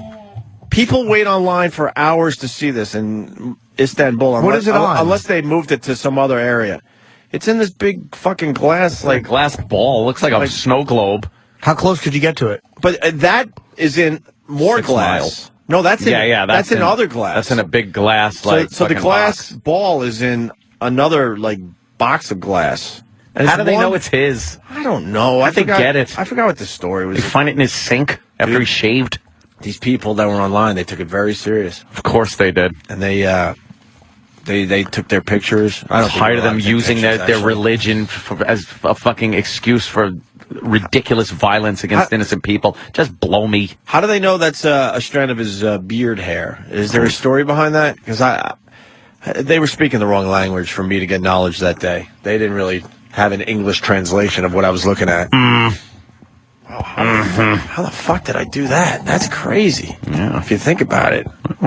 Who knew back then? Who knew that Who the knew? whole world would change? Who knew? Yeah. Things would fucking... I remember watching the news and seeing like Israel and their airports and subways and seeing the soldiers there with machine guns and thinking to myself, God, I couldn't imagine living like that. Mm-hmm. Like you thought like it would never, ever happen here. And now it's just commonplace and you don't even... You think about it when you see it. It's still new enough where you do go like, wow. I usually look and go, wow, that's a cool weapon. I was going to say, it's still so new that when you see it, you're like, that is really fucking cool. Yeah. That's wow, some cool shit right there. That guy's got some good gear on him. But like, it just didn't, it wasn't even in the realm of possibility that shit like that was going to happen here in the United States. That we'd have armed soldiers at airports and subway stations. In Israel, they get searched going into a mall. A lot of times their cars going into a mall. Or I don't think we're not that bad yet. Well, but eventually animals love blowing up fucking buses with people going to work and malls and shopping centers. Oh, I forgot to tell you guys. When I was seeing Hot Tub Time Machine, there was a bit of... Hot Tub Time Machine! There was a bit of a panic. There was an old guy at the end of our row, right? Yeah. Sitting by himself. And he's got a book bag. Exploding popcorn? He's got a big fucking book bag, right? Yeah. Or backpack, some kind of thing. But it was big enough where it had its own seat. Uh-oh. In the middle of this Hot Tub Time Machine, old guy gets up and leaves it. Dude. Holy suspicious. Dude. Now that's something that you absolutely have to think about. Before 9/11, you wouldn't think twice about that. No. Now, my girl points it out to me. I'm in a panic. I'm like, what? Yeah, why the fuck did he leave that? Exactly. And you think, old guy, what would he be doing? But you never know where the next one's coming from. So what did you do? That's where I'm at. And then other people started noticing. And then all of a sudden, like a young, and I swear to you, kind of like foreign type guy sits next to the backpack. Old guy's gone now, a young guy's next to it. All right. And I swear to you, right when I was going to get up and do some kind of investigating, because I'm like, this movie sucks. I might as well see before you were going to be a hero. Well, who knows? I mean, I'm not even going to try to play that game, but I was getting ready to go. You know what? I got to fucking find someone. Say that this old man forgot his backpack. Make it sound like we need to find the old guy, right? Yeah. Then all of a sudden the old guy comes back and yells at the young guy for sitting next to his backpack. Could still be a conspiracy. So I think the old guy just had to fucking empty his bowels. But we didn't know at the time. He was gone for a while, too, man, like 20 minutes. So he's the guy that plants it there, and then the young fucking Arab-looking guy comes, sits down next to it, and he's the guy that pulls the fucking cord. It was the weirdest... I'd have overreacted and put two in the back of his head and just been in prison right now. But I swear, I thought it was not a panic situation, but it made everyone go, "What the fuck is that?" I only go to one theater because everyone was looking around the theater for something more interesting because that fucking movie. Jesus. Wow, you know something though? But it was the weirdest scene with the young guy sitting down after the old guy left. We don't even know when the old guy left, but also we're like, wait. The old guy's gone because he was asleep when we went into the row, which was weird too to me. Brother. As the previews and everything were about to start, this guy was having a nice snooze with his backpack right next to him, and then he's all of a sudden gone. You know what? And then it's just that thing is sitting there, and then a young guy comes. I'm like, what? It's like the start of a fucking movie. That's another what it's they not call a movie theater. Soft target, and opening weekend of a good, big, fucking high-grossing movie. It wasn't opening weekend. No, I mean something like that. Oh, yeah. If somebody wanted to do that and get a seat right in the middle of the theater and just fucking pull shenanigans like that, of course. we would all of a sudden then have huge security lines at the movie theater. Well, that's going to happen. They would eventually. Someone's going to fucking do something to a movie theater, and we're going to eventually have we're going to have long security lines everywhere. Because whatever gets blown up, that's the next thing that gets fucked. Why haven't they done that though? Like a movie theater. I don't know, man. I think it's because I don't even like talking about it. I don't like talking about it either. I don't like talking about why, other scenarios ever. Our intelligence is better than it was pre 9/11, and I think we're catching these people as they're coming in, as they're making it, at least I like to think. as they're getting the explosives, putting them together, safe houses. There's enough of a network going on where I think we're finding some of these people before they get to the point. Because once the plan is in action and they're actually going to the target, it's too fucking late. Right. They don't get them at the door of the movie theater. You go into a movie theater, what do you think? The retard ticket taker is going to ask what's in your backpack? Dude, you're blowing up. Roland gave me the best scam ever, and oh God, do I want to pass it along to people, but I don't want to fucking blow it for myself. You go into the theater and then you leave the movie, but you don't leave and you go into another theater. I know, I've done it, and I get to see 2 movies. Oh, it's fantastic. You know what? That one still works. It certainly does. That one still You'd works. Think they like would have been on to that one for years. There's nothing they can do about it. Should I say what Roland does? It's brilliant. Yeah. Fucking all these movies that are sold out. Like, when you live in Manhattan especially, these movies, I was saying it yesterday, are sold out sometimes for days. Yep. You know, a lot of times you go to the theater and go, we missed that one, it's sold out, but we could get a bite to eat and we'll hang out for 2 hours. What else are we doing on a Saturday? But a lot of times in Manhattan, the whole day, the next day is sold out. This fucking Roland, you go to the machines is what you got to do. Yeah. And then he buys a ticket for that exact showing for the next day or a couple days down the road. They don't look at the date. Because the tickets are the exact same color. And he goes, I haven't fucking missed a movie because it's sold out in years. The ticket taker never looks at the date. Hell fucking no. And it has the exact time because the times basically don't change for the run. Holy mother of Christ. But that's a good one. You'd think I would use that and got into Kick-Ass, but I was too scared to try it. So I had to fucking watch that Hot Tub Time Machine. My theater, not even a line. But now that we said it on the radio, they're probably going to have some kind of fucking color code. That's why I didn't want to say it on the radio. Wish there was a color code at the movies again. You know, that stereotype. Yeah. Which one? Yeah. I try to have an With open the shadow of the giant cock on the screen. I try to have an open mind, but that stereotype is alive and well in theaters. That one I cannot get. It's gone from being true and funny and hack because everyone said it to just being true again. It's unbelievable how true that one is. That one is so fucking true. I'm sorry what it is. I'm sorry I let down some people that think I have more of an open mind. Just open mind and open eyes and open ears are different things, my friend. That one's a rough one, man. Hot Tub Time Machine. There was a couple, two women of color, and man, did they enjoy the movie a lot more than everyone else in the theater. And they wanted to make sure everyone knew they were really enjoying it. Oh, God! And you're just trying to watch the fucking movie. You can't. That's why I just do not like going to movie theaters. I can't sit with a bunch of people that don't have the same type of viewing habits that I have for a movie. Like some people don't mind just like talking in the middle of the movie or fidgeting or getting up and down and doing whatever. And you know something? That's their fucking prerogative, and it is a public movie, so who the fuck am I? It's common courtesy, but who am I to say anything? Yeah. But when you're home, I do whatever I want. Scratch my balls, fucking I play on the computer, fucking do whatever. I'll tell you this much, and this is just because I'm fucking insane.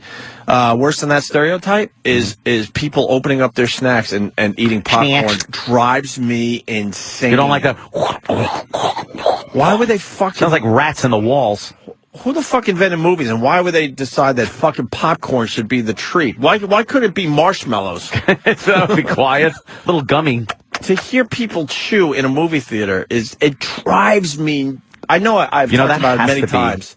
It drives me insane. That has to be ancient, though. Like the first fucking movie theater that ever opened had to have served one popcorn. guy decided, okay, we need a fucking snack. And because this idiot was probably deaf and said it has to be popcorn, we're stuck with people chomping on popcorn at every fucking movie. And you know what? You probably don't even want popcorn, but you're at the movie, so you feel compelled to get it. But the noise it makes, and then the other... I like Twizzlers. And how about this? How about these fucking candy companies make packaging that's easy to open in a movie theater? Is that asking too much? How about you open it on your way from the concession to your seat? Occasionally, the chewing thing, though, doesn't bug me. That doesn't, for some reason, that doesn't register with me. Oh, man, I wish I was you. I don't know what it is. I don't know what that's based on, but my hair... That's saying the hair is standing up on the back of my neck. I get the goosebumps. I'm like, holy shit. Knock it Please off. finish your fucking popcorn. And the packaging. The packaging is like, really? We're all trying to enjoy the movie, and for the first 15 minutes, all you hear is people opening up their fucking candy. Their giant candy. They should do it beforehand. That's annoying. During the previews or something. During the preview where they're telling you everything. Well, you know how they have that dumb, witty crap before the movie where they say turn off your cell phones and they got the baby crying and all that crap. Why don't they have an announcement like, how about you open your fucking candy right now? Open your candy How about we now. all do everyone a favor and open the candy right now? And then if you're going out during the middle of the movie to get candy, how about you fucking open it before you walk back to your seat? How about this? If you leave in the middle of a movie, you're not allowed back in. Holy shit, now you're talking crazy. Now you got to piss. People got to go to the bathroom. You figure that shit out ahead. Then people would be all fucked up too, because when people take their little fucking kids to the movies and they start crying, I love it when a parent will get up and walk right the fuck out of the theater with the child. Sure. But it's so rare that somebody actually has that common courtesy that we don't want to hear your kids screaming. Did you go to the movie? I don't know. I've told this story too, and I don't know what movie it was, but we were in Boston, and for some reason I think you might have been there. I'm not positive, but woman takes two young kids to the movie. It was sort of an adult movie too, but she couldn't find a babysitter, obviously. Yeah, that's what. And then that's the what kids. Happened. Were you there? The kids were running up and down the aisle, yelling and screaming. Yes. Yeah. And the woman was oblivious because she wanted to watch the fucking movie, and she obviously couldn't find a babysitter. Oh, if I had the aisle so these seat. kids were completely out of control, running up and down the aisle the entire movie. I would have fucking stuck my foot out and watched him just launch himself. I think you were there for that one. I'm not sure though. But. Oh my God, I've been there with the crying kids though, and it's beyond me how a parent can sit there while the kid is crying. You might be used to it. You might be used to that kid at home crying. You can conduct your business and shit. But in a movie theater, I saw when I was seeing fucking like a movie like Mission Impossible or something. There was screaming kids. Yeah. What the fuck? Kid doesn't even understand this fucking movie. I think most of us at this point would pay. I don't know what the number would be, but a nice number to see these brand new movies at home on demand. Exactly. But I'm just saying, it's time. Yes, it is. It really is time. Would you spend, what would be a number? Like, would you spend, 50 would probably be too low for the theaters. Would you spend like $100 for like Avatar at home when it's out in theaters? No. Well, I probably wouldn't. Make believe you're an average dude. I know, but I wouldn't. I probably wouldn't. You just wait. Why not? Why not? Yeah, I'd wait. It's not that pressing. Were you allowed to get a few people? Well, you would do whatever you want if you're paying the $100. No, it's not worth it to me. Do that for that. No, not financially. Just to see some of these first-run movies at home, I would pay a nice fee. Fuck yeah. I don't think so. I could wait a little, like Fios. I will once again. I don't want to wait for Fios. some of these movies though. When something comes out on DVD, it comes out on Fios. That's like how it works. Yeah. So I'm fine with that. I can wait. I don't have to see a movie right away. And if I do, I'll go to the theater, like I was talking about with Kick-Ass. When are you going to see Avatar? I'm going to be the last human being on Earth to see Lost, and you're going to be the last human being to see Avatar. And I had the opportunity to see it in the hotel. They got the fucking glasses. No, why do I need the glasses? I don't think the movie's is good without those glasses. Well, I'm never seeing it in 3D then. I know. I will never see Avatar in 3D. Bad, yes, you will. No, I won't. You'll get a 3D TV. You'll get a 3D TV. Not this generation, but Alex, you'll get I'm waiting for 3D TV. Remember that? No. Oh, yeah, it was in one of the episodes. Now we'll have to buy one. Too bad he's not alive to buy his 3D That's like TV. why he wouldn't, yeah. He is, though. He's called Chastity Bono. But when... Jesus. Gleason. And away she goes. Jesus. The boo. Talking about her tits. And away they go. Let me say hi to Josh in Pittsburgh. Hey there, Josh. Hey, Josh, your Penguins win last night? Yeah. Apparently. Why relate to someone in Pittsburgh? Why? Josh. Why bother? Yo. Did your Penguins win last night? I have no idea about the Penguins. I just moved here a few months ago, actually. Not a hockey fan? All right. No, I know that one. I was just bringing up a little conversation. All right, go ahead, Josh. Sorry. All right. So when Batman Begins came out, my wife and I went to the 10 o'clock showing. Fucking packed. This couple behind us brings their baby, obviously. The douchebag husband, after every line that Heath Ledger delivers, oh my God, he's so amazing in this movie, oh my God. Oof. And if that wasn't enough, the baby was crying, took a fucking shit during the movie. Great.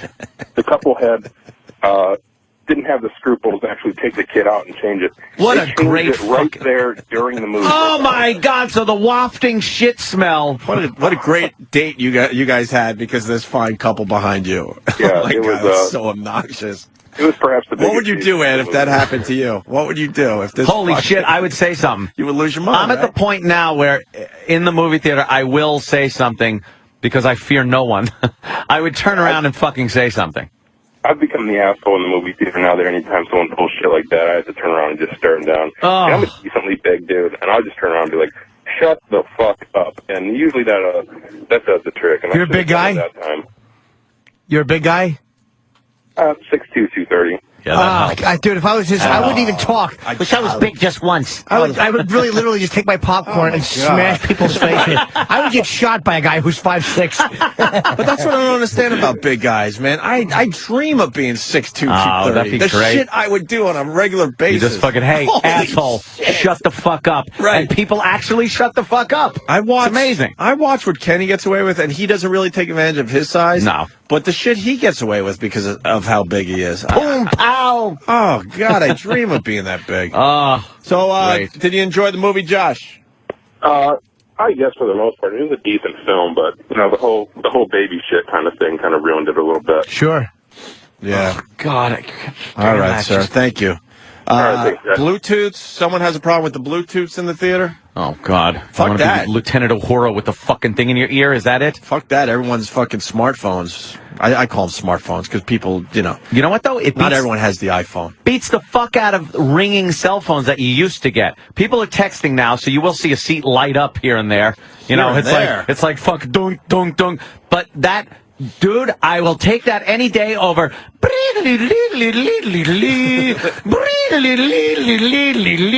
Back in the old days, holy shit! Turn it, and you hear people turn it off. Shut up. And everyone thinks they have the great ringtone. Oh yeah, they're fun ringtone. I've never That's what heard you a want to hear. ringtone where I enjoyed it. Oh, ever. Stop with your fucking ringtone. But that used to be a big issue in the theater, but that stopped now because people just text. Yeah. Chris, Wisconsin. Hey guys. Hey, man. I was in my movie theater in my hometown. I paid $12 fucking dollars, and I was with my girl, and we were sitting in the back row, away from fucking everybody. There's these two kids that were talking to the whole movie theater. I turned around halfway through the fucking movie theater, or halfway through the show, and I said, "Shut the fuck up!"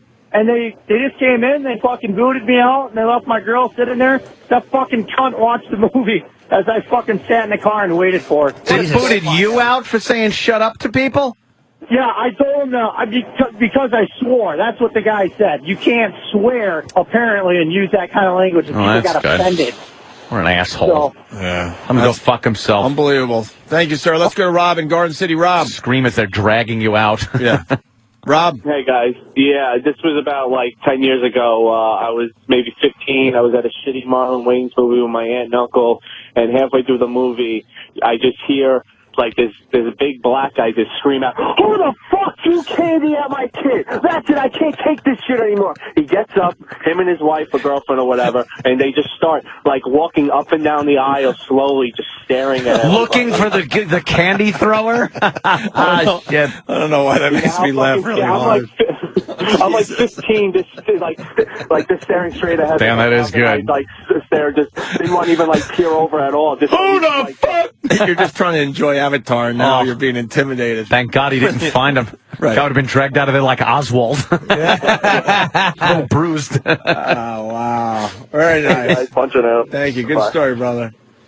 All right. Damn. Well, you know what? Why don't we turn this into a Muslim sandwich? We started with some Muslim talk. We did a little movie talk, and now we go back to the Muslim thing. I prefer to eat a turkey on a rhino, if you want to ask my opinion. Turkey is a country full of Muslims, Chip. That's why I said that, I guess. Oh. Hey, Muhammad in Jersey. Yes. Something. We got Muhammad. Hey, how are you? What's up, buddy? Hey, Muhammad. How you guys doing? All right. Good. Hey, I was just calling about... What are you building? Huh? What are you building right now? What am I building? Yeah, what are you building? What are you talking about? Car bomb, one that straps to you. What are you doing? Jesus. I was trying to figure out how to get to your house. Good luck. Bring it! What's up, I'm Muhammad? just calling about... Hey, we're all clipped. We're one of the first societies to clip our cocks. Oh, really? I like imagining dirty, unclipped cock. I know. When I think of my face being slapped by a hog, it's never had the foreskin removed. But that's just me. That's it. It's just because you like that shit, that dirty stuff. Yeah. I was just kidding. No, the problem I have is that, you guys and mostly the media focuses just on one or two morons that say something idiotic. Exactly. One or two morons that fly planes into buildings. Oh, my God. I know. Yeah, but, okay. Sorry. So when white Christians go over and destroy continents in droves for thousands of years, that's okay. But we're superior. Yeah, then you're superior. Now you're superior, maybe, but... Dude, I'm not talking... Not the point. Thank you. You're talking about the point is, why does it have to be you guys are always right?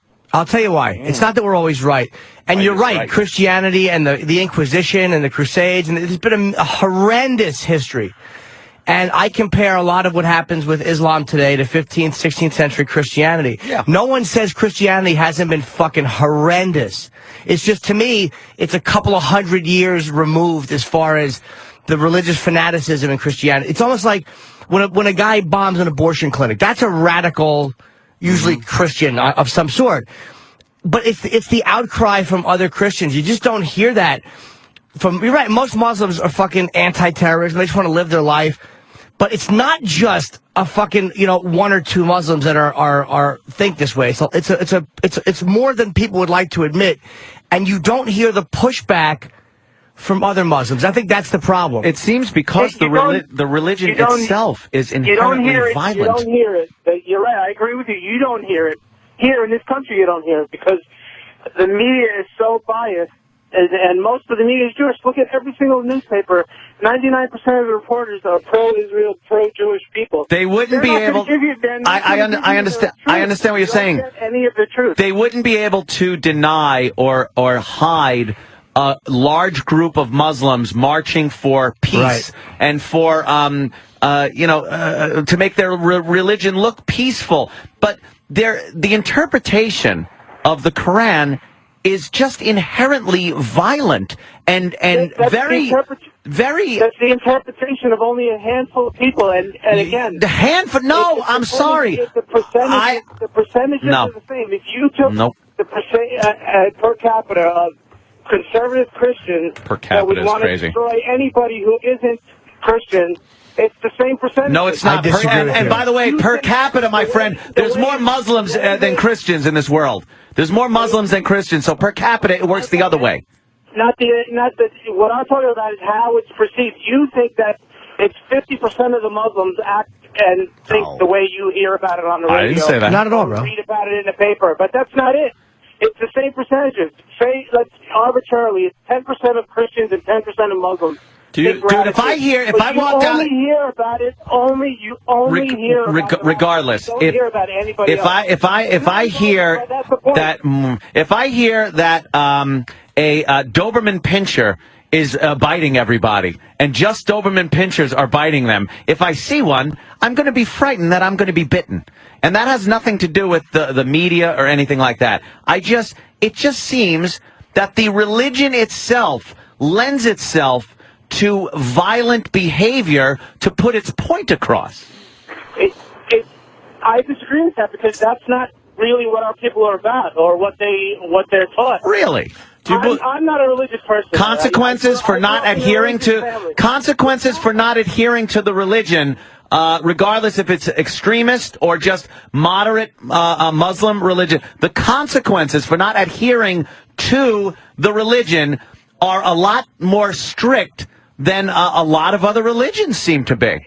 But that is one government running the thing the way they want to. It's not the religion. They throw rocks at people. They throw rocks at ladies. Do you understand? What? If a woman is raped, they throw rocks at her. It was her fault. They throw rocks at ladies. Right, a couple of good points. Yeah, but that's one government. Giant fucking percentage. That way. It's not the religion, no. The Quran doesn't tell you to do that. It's the government. Oh, it doesn't. Of that country. So they've all all of them, the Saudis and Iraq and Iran and Turkey. Well, not Iraq, but they got their own issues. I know. I said that. Dude, you're not letting anybody talk. You're not letting anybody talk. Fuck this guy. You're not letting anybody talk. Go make a shoe bomb. Jesus. I can't hear who's talking because you're all talking. Anthony was trying to talk to you, and you just kept talking. You keep talking through us, dude. No, I heard it. I heard what you said. I got your point, but again. No, I inadvertently said Iraq, and you kept fucking harping on me about Iraq. I understand. It wasn't Iraq. And by the way, with Iraq, America's the bad guy. Look at the way the fucking don't bomb mosques. Look at the way they fucking just attack each other in mosques. Yeah, exactly. So stop. I'm sick of hearing about this selective fucking outrage over mosques. But the whole point of the fighting between the two sects is the fact that the coalition governments are in their country. That's the point. You guys. No, you're right, dude. You're right. We should have left Saddam there. You're right. Yes. I agree with you. So if the government of Saudi, they're assholes because they throw rocks at women who commit adultery. So when Dick Cheney signs off on a war that killed millions of people, put this whole country in an economic shithole, that's okay. It's snore, but that's the fucking point. No, here's the difference, dude. Here's the difference. That's what it is. Yeah, because we were beloved before that. Oh, were we beloved around the world before that? Shut up. Dick Cheney is a fucking government official. We're not talking. We're talking about religion. We're not talking about a government official. You want to talk about fucking the Soviets, exactly, or fucking Kim Jong-il in North Korea, or China? They're a lot of governments are pieces of shit. I'm not going to defend Dick Cheney. I'm talking about this thing. If a woman is raped, there is something in a certain group of religious people. They throw rocks at her.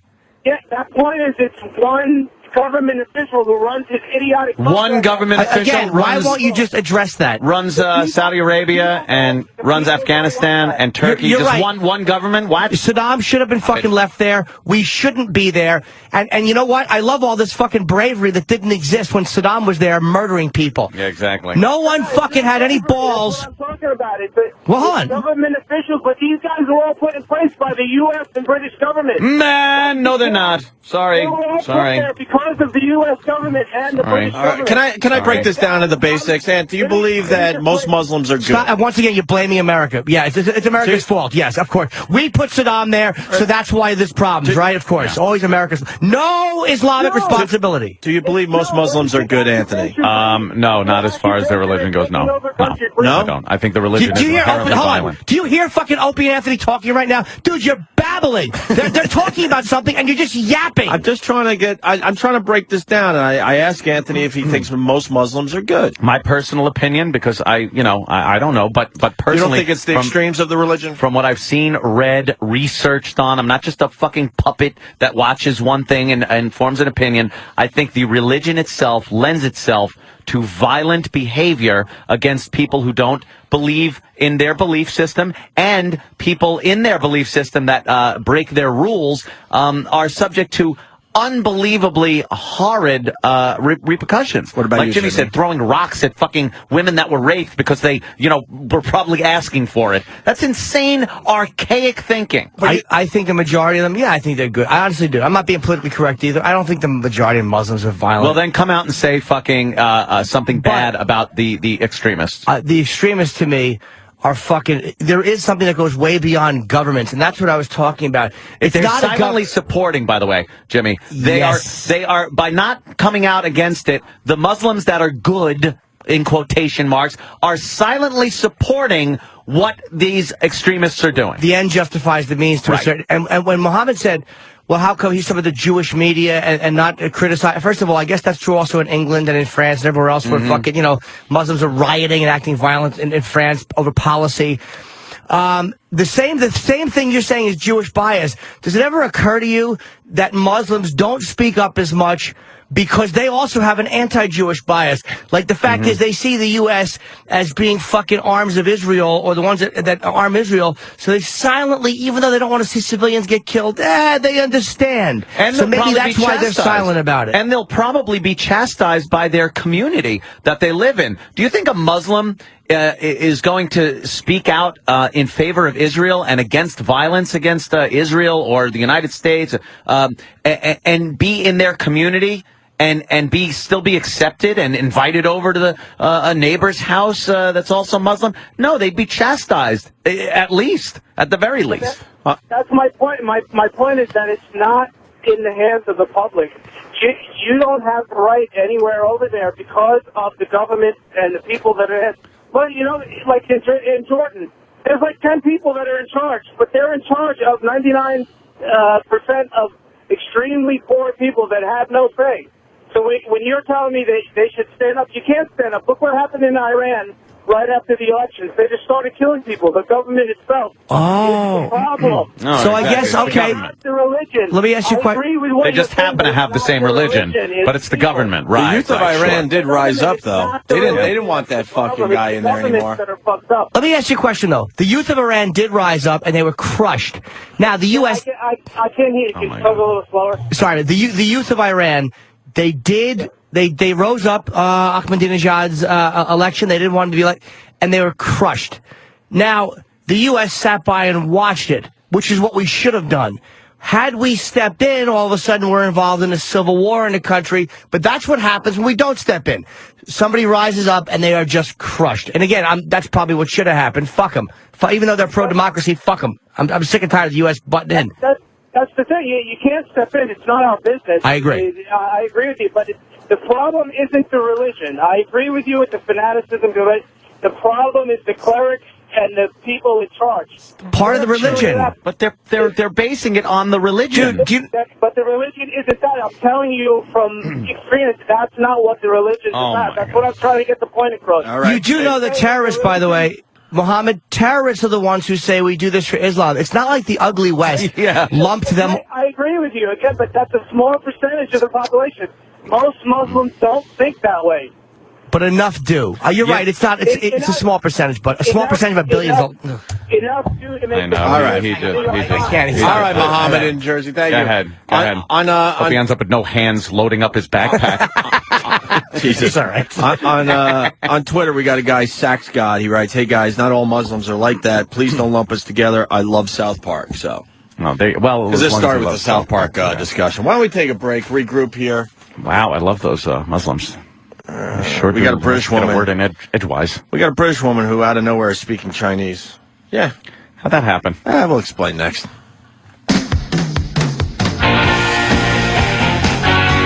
Yeah, rock. Hey, what the fuck was E-Rock eating a few days ago, a week ago? Unfortunately, it wasn't a shotgun shell. Fucking apple. Head cheese, right? Head cheese. Up almost $13 pre-market. Oh, really? For one day. $1.90. I could have. And this is recently. Price, man. Just saw that. Sirius up 2 cents also. Why don't I listen? Pre-market. See what happens when the market opens. E-Rock ate some head cheese, remember?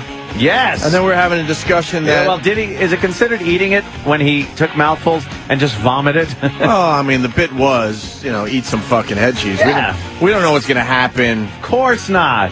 It's just eating. As he tries to eat head cheese. Yeah. The point was, could he eat head cheese? That's all. Yeah. Remember in the discussion, pork brains came up? Opie, it's not just pork brains. What? There's a delicious sauce. Oh, with milk gravy. Does anyone say milk better than me? Milk gravy. I hate that fucking word, milk. Milk gravy. Yes. And a bunch of you out there said way worse than head cheese. Sounds fab. And I think it might be way worse than head cheese because we had a tough time finding this. Nearly impossible to find. And look how small the fucking can is. Very, very small. What is it, valuable? It's like... I'm going to open this fucker up? No, not yet. Why? No. I think the person that eats it should open it so they get that full waft of smell. But what if it's no big deal? Maybe then it won't be. It's okay. Let me open it and we'll pass it around and see if I don't even want to say let E-Rock open it. No, we open it and we pass it around and then we decide if it's worth doing the bid. Don't pass it to me. Why? I'm afraid of pig brains. Okay. Don't get any pig brain juice on the board. Oh, my God. Oh, it smells like cat food already. Mars is freaking out. Oh, look at the milk. Look at the milk gravy. No, the milk gravy. Milk gravy. I don't know if we're doing the bit. What is it? Do it anyway. I'm not touching it. Just pass it. I'll just pass it. It's only pork brains. Just pass it to Jimmy. It's goopy. I think that's easy. I don't want Go ahead. Oh, come on, someone take them out, fucking thing. Grab it. Uriah, is that easy? Oh, God, it smells like cat food. It's really not that bad. No, it smells like cat food. Fuck that. I would love to pump it up for the it's radio show, disgusting. but It's good I don't enough think for it's an that old bad. lady. I don't think it's that bad. Dude, it's so fucking nasty. Uriah, is it bad? It's cat foodish. Or tuna. It's like Tuna is. Oh Jesus! It smells like cat food is like a little nastier. It smells than like tuna. catfish and some tuna. But it's brains. Brains. What brains? There's brains in there. There's no brains in there. No, not Iraq. The can. Oh. See, Iraq. It was. Iraq, he goes, put them. Iraq, you want to try some pork brains today? Look, I'll try some nasty shit, but this I don't think I'm gonna. What does it say? What does it say on the side of the can? What are those ingredients? Pork brains. Yeah. Milk, less than 2% water, salt. That's it. Piggy brains. What's the nutritional facts on the side there? I'd like to know what pork brains, how much cholesterol there is in that. Serving size 1 can, 140 calories. Fat calories 45. Not bad. Okay. Whoa. What? Cholesterol. 1,060%. 1,060%. What? That's 10 days of cholesterol. 3190 milligrams of cholesterol. Oh my God. 3,190 milligrams of cholesterol. Is that bad? It? How the fuck? Oh my God, that's horrible. Really? How do they get that much in that little can? 21% sodium, 500 milligrams. Wow, this is some unhealthy shit. High in carbs. Protein is 14 grams. What is it that's got the cholesterol? But it has vitamin C. Oh, good. Oh, good. Is it the Yeah, so you won't get a cold while you're clutching your chest. Is it the brains itself, or is it the milk? The milk that it has to be the milk. That does it. I wonder. Yeah, wow, that is some fucking cholesterol. All right, Iraq, try some fucking pork brains. I can't. You're kidding. No, I'm serious. Why not? Do you feel like it's cannibalism? Well, no. The look he just shot over to Jimmy. I'm sorry. Oh, Jimmy. damn. Poor Iraq. Oh. Don't pour out the milk. No, you don't pour out the lovely draining milk. a little of the milk so I could see what the brains look like. No, you pour got out to the pull it milk. up with a fork. Yeah, don't Pull pour the out brains the milk, up. gravy. Don't put the milk down. Pull the brains up. Yeah, that's true. Don't pour it out. Get him a spoon. Why won't you eat this? You'll eat There's a anything. spoon right there, my Yeah, love. get him a spoon. Look, it's real brains. Iraq will eat it. Iraq eats anything. Let's see. Oh, wow. What does it look like? What do the brains look like? Oh, God, it's a pig brain. You know, that once had little piggy thoughts in it. You know how many times Oink ran through that? And also, why is this guy grabbing my hips with corn on the cob holders?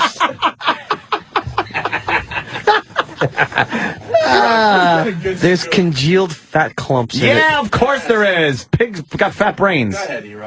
Just get a good one. What if this is like mad cow shit? No, that's cow, not Just pig. say, what are you so angry about? Oh, Jim. No, get some of the milk. Yeah, get the milk. It's got to be like cereal. There you go. There you go. Nice. Get a good one. And make sure you put the can down if anything happens. Don't throw it.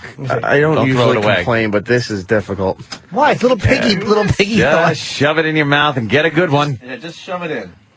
Come on. Don't shake off the milk gravy. Yeah, don't put it back there. That's a big one. That's a big one.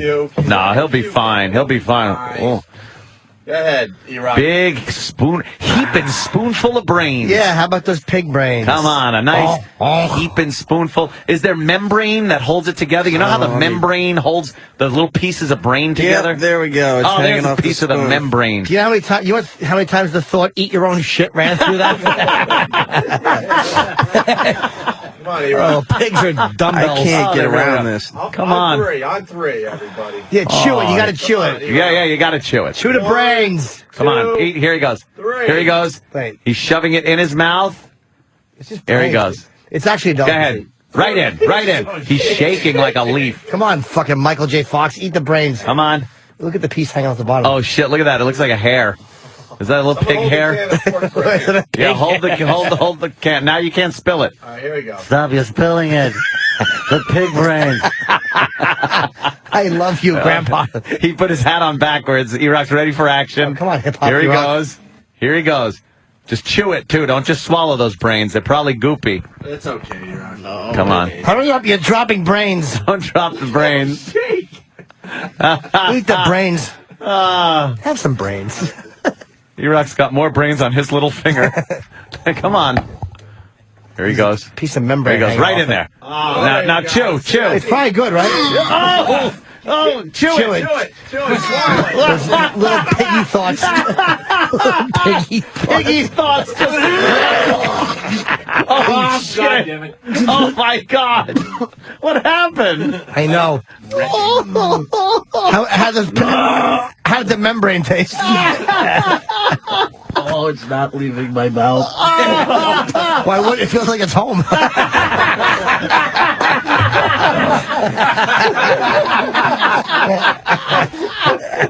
Comment, E-Rock. E-Rock, comment on the brains. Give us the whole thing. Visceral, the taste, everything. Right. Let the listeners know what pig brains are like. Well, Holy shit, his eyes are tearing, his nose is running. it smells kind of like tuna. You taste it. Nice. It's like you're eating tuna with the water still in the can. Yeah. And then... Then brain it doesn't consistency. separate when you bite into it. It's kind of gummy. Oh, so it's clumpy and chunky. And then then something stringy got stuck in my teeth. And I bit into something that was almost like a little pebble. Oh, it was a pearl. And it's still in my teeth. Oh, God, you still got pig brain shit in your teeth? Yeah. Oh, he's trying to pull it out with a tissue. Wow, that really sunk into your teeth, huh? Yeah. You got nasty pig brain in your teeth. Yeah, pig brain breath. Pig brain. Well, Wink. That was the part of his brain where he wondered, why do I have cloven hooves? He always wondered that. Yeah, because the pig wanted to play solitaire and he just kept shuffling the cards clumsily. That was his wonder part of He his brain. couldn't make the thing with the cards. He wondered, why is my tail like a corkscrew? guys, curly like a small penis. keep the garbage pail over there. Oh, I hope. Well, I also got a can of bulk sausage cured. Yeah, cured sausage in a can. What is that? I don't know, but sausage in a can, not only funny just to say, but sounds disgusting. Yeah. I mean, that's not bad. Or, yeah, this is good. Or oyster stew made with fresh whole milk. Does that sound good? I'll bet you that's actually good. Oyster stew. Which one you want to open? The Oyster stew. The oyster stew? Yeah. Oh, you got a little can opener there? Oh, yeah, we do. Yeah, a good one. Look at that rusty fucking tetanus can opener. Holy shit. Can we get a new can? Look at that thing. Oh, you're dripping. Stop your spelling. You're dripping on your fucking shit. That's all right. I can't get this open. Oh, my God. It's rusty. Oh, that fucking can opener is the worst. It doesn't even work anymore. Starve with that thing. Whoa. Oh, that's strong, huh? Whoa. Pretty fishy? Whoa. That's not that bad, actually, but I want to eat it. Isn't that odd? It's Hilton's. Yeah, That's try to the open that company. And it fucking smells like fish. E-Rock, they're saying that you probably bit into a tumor. That country, that's Jason in Chicago. A pig with a brain tumor. Fucking, did someone shut the lights off? Pig The rest of smoke. the pigs are laughing at him, yeah. Just smoking a cigarette backwards. They're like, oh, boy. And we might have made a mistake. I don't think you were supposed to eat that raw. Oh, yes. It's all prepared the same way. What about that one? That's good. It's good stuff. Jimmy, smell that one. Nah. It's Get not it that. out of here. It's really not that bad. Take it Smells away. good, actually. Smells like clam chowder. Yeah, that one doesn't smell bad. Oyster stew probably would taste like clam chowder, but smell it, E-Rock. Even I don't like milk. Milk. The milk. It's probably got just another smells like clam spoon. chowder. Just a spoonful of oyster stew makes his bile come up. It's just a spoonful of pig brains. Imagine that was the song. I just didn't catch on. Makes the medicine go down. Maybe we should change this. It's not catchy. No. E-Rock, you want to try the Sugar oyster sounds stew? better. Piggy thoughts. Do I have a choice? Piggy in this? thoughts. Little piggy thoughts he was eating. No smart ones. No, they're all stupid. Dude, just drink it right out of the can. Yeah. Drink the God! Drink the oyster stew right out of the can. Pull it up and let's see what it looks like. Oh! Let's see. Oh, no, you just made a bad face. What does it look like, E-Rock? Let's see. It looks like nasty vaginas, right? It looks like if you cut open a slug. Oh, shit! Are you kidding? Oh, God! What does it look like, Jimmy? Like you cut open a slug. Yeah. All right, that's fucking disgusting. All right, let's not dilly-dally. Let's get this done. Remember cutting up earthworms? Oh, Yeah. Yeah. There's little fatty pockets and gumminess. You like fatty pockets, Anthony? No, I hate fatty pockets. No. All right. I did a gig with fatty pockets Fatty once. pockets are great. He was very funny, fatty pockets. He sure was. All right, E-Rock, you can do this. 1 scoop of oyster stew. Don't put it back in. Get a good Clam one. chowder, dude. You gotta get a good one. Yeah, it's just like clam chowder. Yeah, pop it in there. Don't eat oysters. You think you could let it rip. handle oyster stew? Oysters. I'm going to say he handles oyster stew. I think he handles it much better than he did the pig brains. Come on, E-Rock. Get a good one, though. Yeah, give Steve the can. I love a good can in my hands. Here he goes. He's Come on, shaking. stop shaking He already. is shaking like fucking Michael J. Fox, and I'm not even kidding. You are shaking really crazily. That's easy. You could do that. It's green and brown. Oh, eat it. God. I bet there's gonna be some gnarly things in there too, like hard spots, soft, mushy, hard, stringy. It looks like something Club Soda Kenny coughed up. You might get part of the beak. exactly. There's like a beak and a foot that is in there. The foot is the muscular Looks part. like smoker's phlegm. God damn. Here he goes. Oyster stew. Here he goes. Here's what it looks like. Big mouthful. Does it taste like that?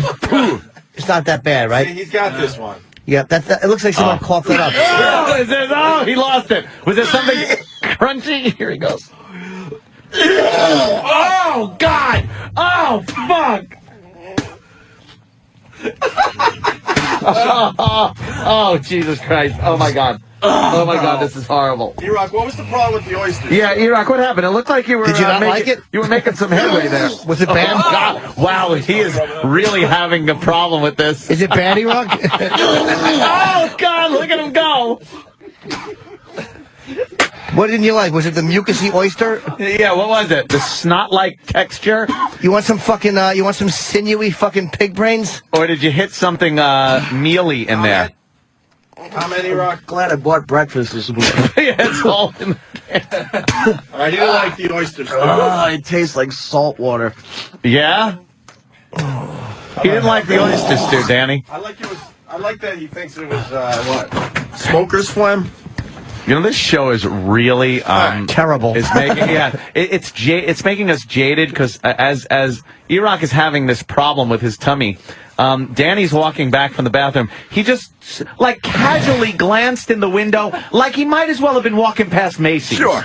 And looked at E-Rock. E-Rock's guts coming up, and just kind of looked, and then turned his head back to the door, like, oh, that's what's happening today. Eric's puking again, huh? Yeah. Oh. You didn't enjoy the oyster stew. I'm surprised. I thought you would get that down. It wasn't that bad until, like, it felt like it was drinking seawater. Yeah? And then once that kicked in, that... Cunt water? Anytime I hear that word, Seawater. All right, let me,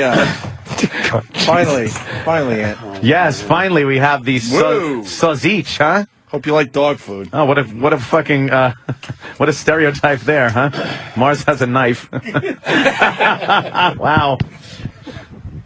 Wow. That looks like dog food. Bulk sausage cured. What is that? It's fucking mushy. It's supposed to be. No, I won't touch it because I think it leaked on it. Oh, just give it to Jimmy. No. Turn into smell it though, Jimmy. I don't want to. It smells like dog food. I know, right? I don't like dog food. Oh, Steve just smelled it, and that's dog food. Yeah, oh, yeah. Yeah? Yeah, dog food. Yeah, dog food. Ooh, yeah. Boo, boo. All right, let's go for the trifecta. All right, Would you one like your more. girls- would you like- E-Rock's picking something out of his teeth. Oh, that's Oh, great. he's trying to get something out of his teeth, and it won't come out. What is it? Probably a pretzel rod. What is it? Well, why don't we wash it down with some bulk sausage Yes. cured? That ought to work. Take a fresh spoon. There you go. A fresh spoon? All right, E-Rock's It's now going like to try the the bulk dinky. sausage. It looks like the dinky dog food that that the Mad Max was eating. All right, get it? What is it? What is this? What is this? E-Rock. Oh, poor Uriah. Sausage cured. Yeah. Cured, yeah. Don't worry about it. Cured. 270 milligrams of cholesterol. All right, Doc, just eat it. Wow, you're only having a spoonful. You're not even eating it. Exactly. You're losing cholesterol eating this shit. Exactly. Don't act like if it wasn't this, it'd be fucking asparagus. It's either this or velvet cake.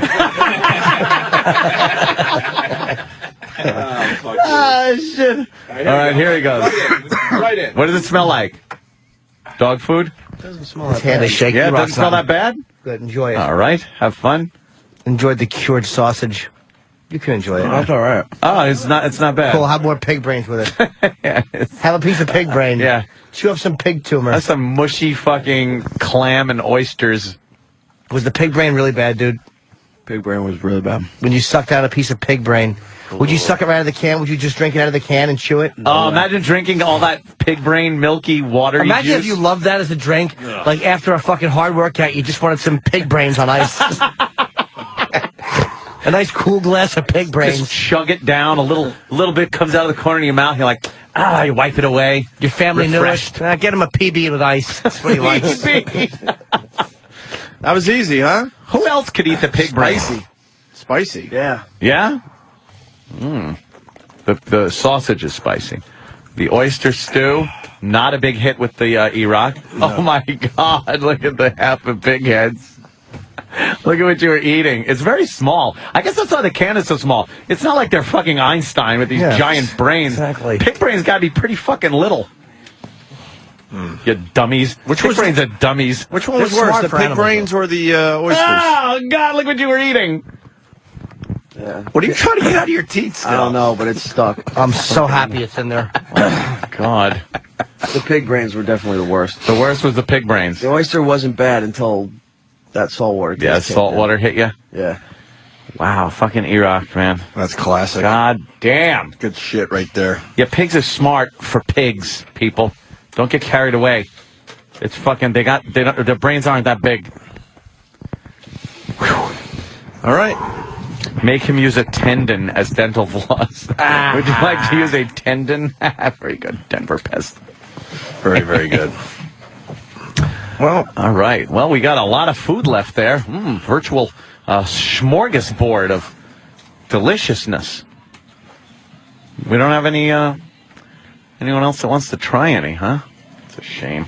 Sam? Iraq just doesn't disappoint, man. No, that's... God damn, he's a trooper. He will eat that shit. Doesn't matter what it is. Literally shit he'd probably eat if we told him to. Well, why don't we do a quick break and we'll get into some material. Yeah, clear that out of here. Clear the fucking smell out of the studio. Yeah. And the British woman that is speaking Chinese out of nowhere. Yeah. We didn't forget. We'll do that next week. Oh.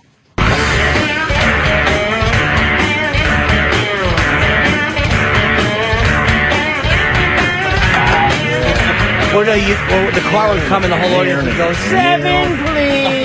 Yes, exactly.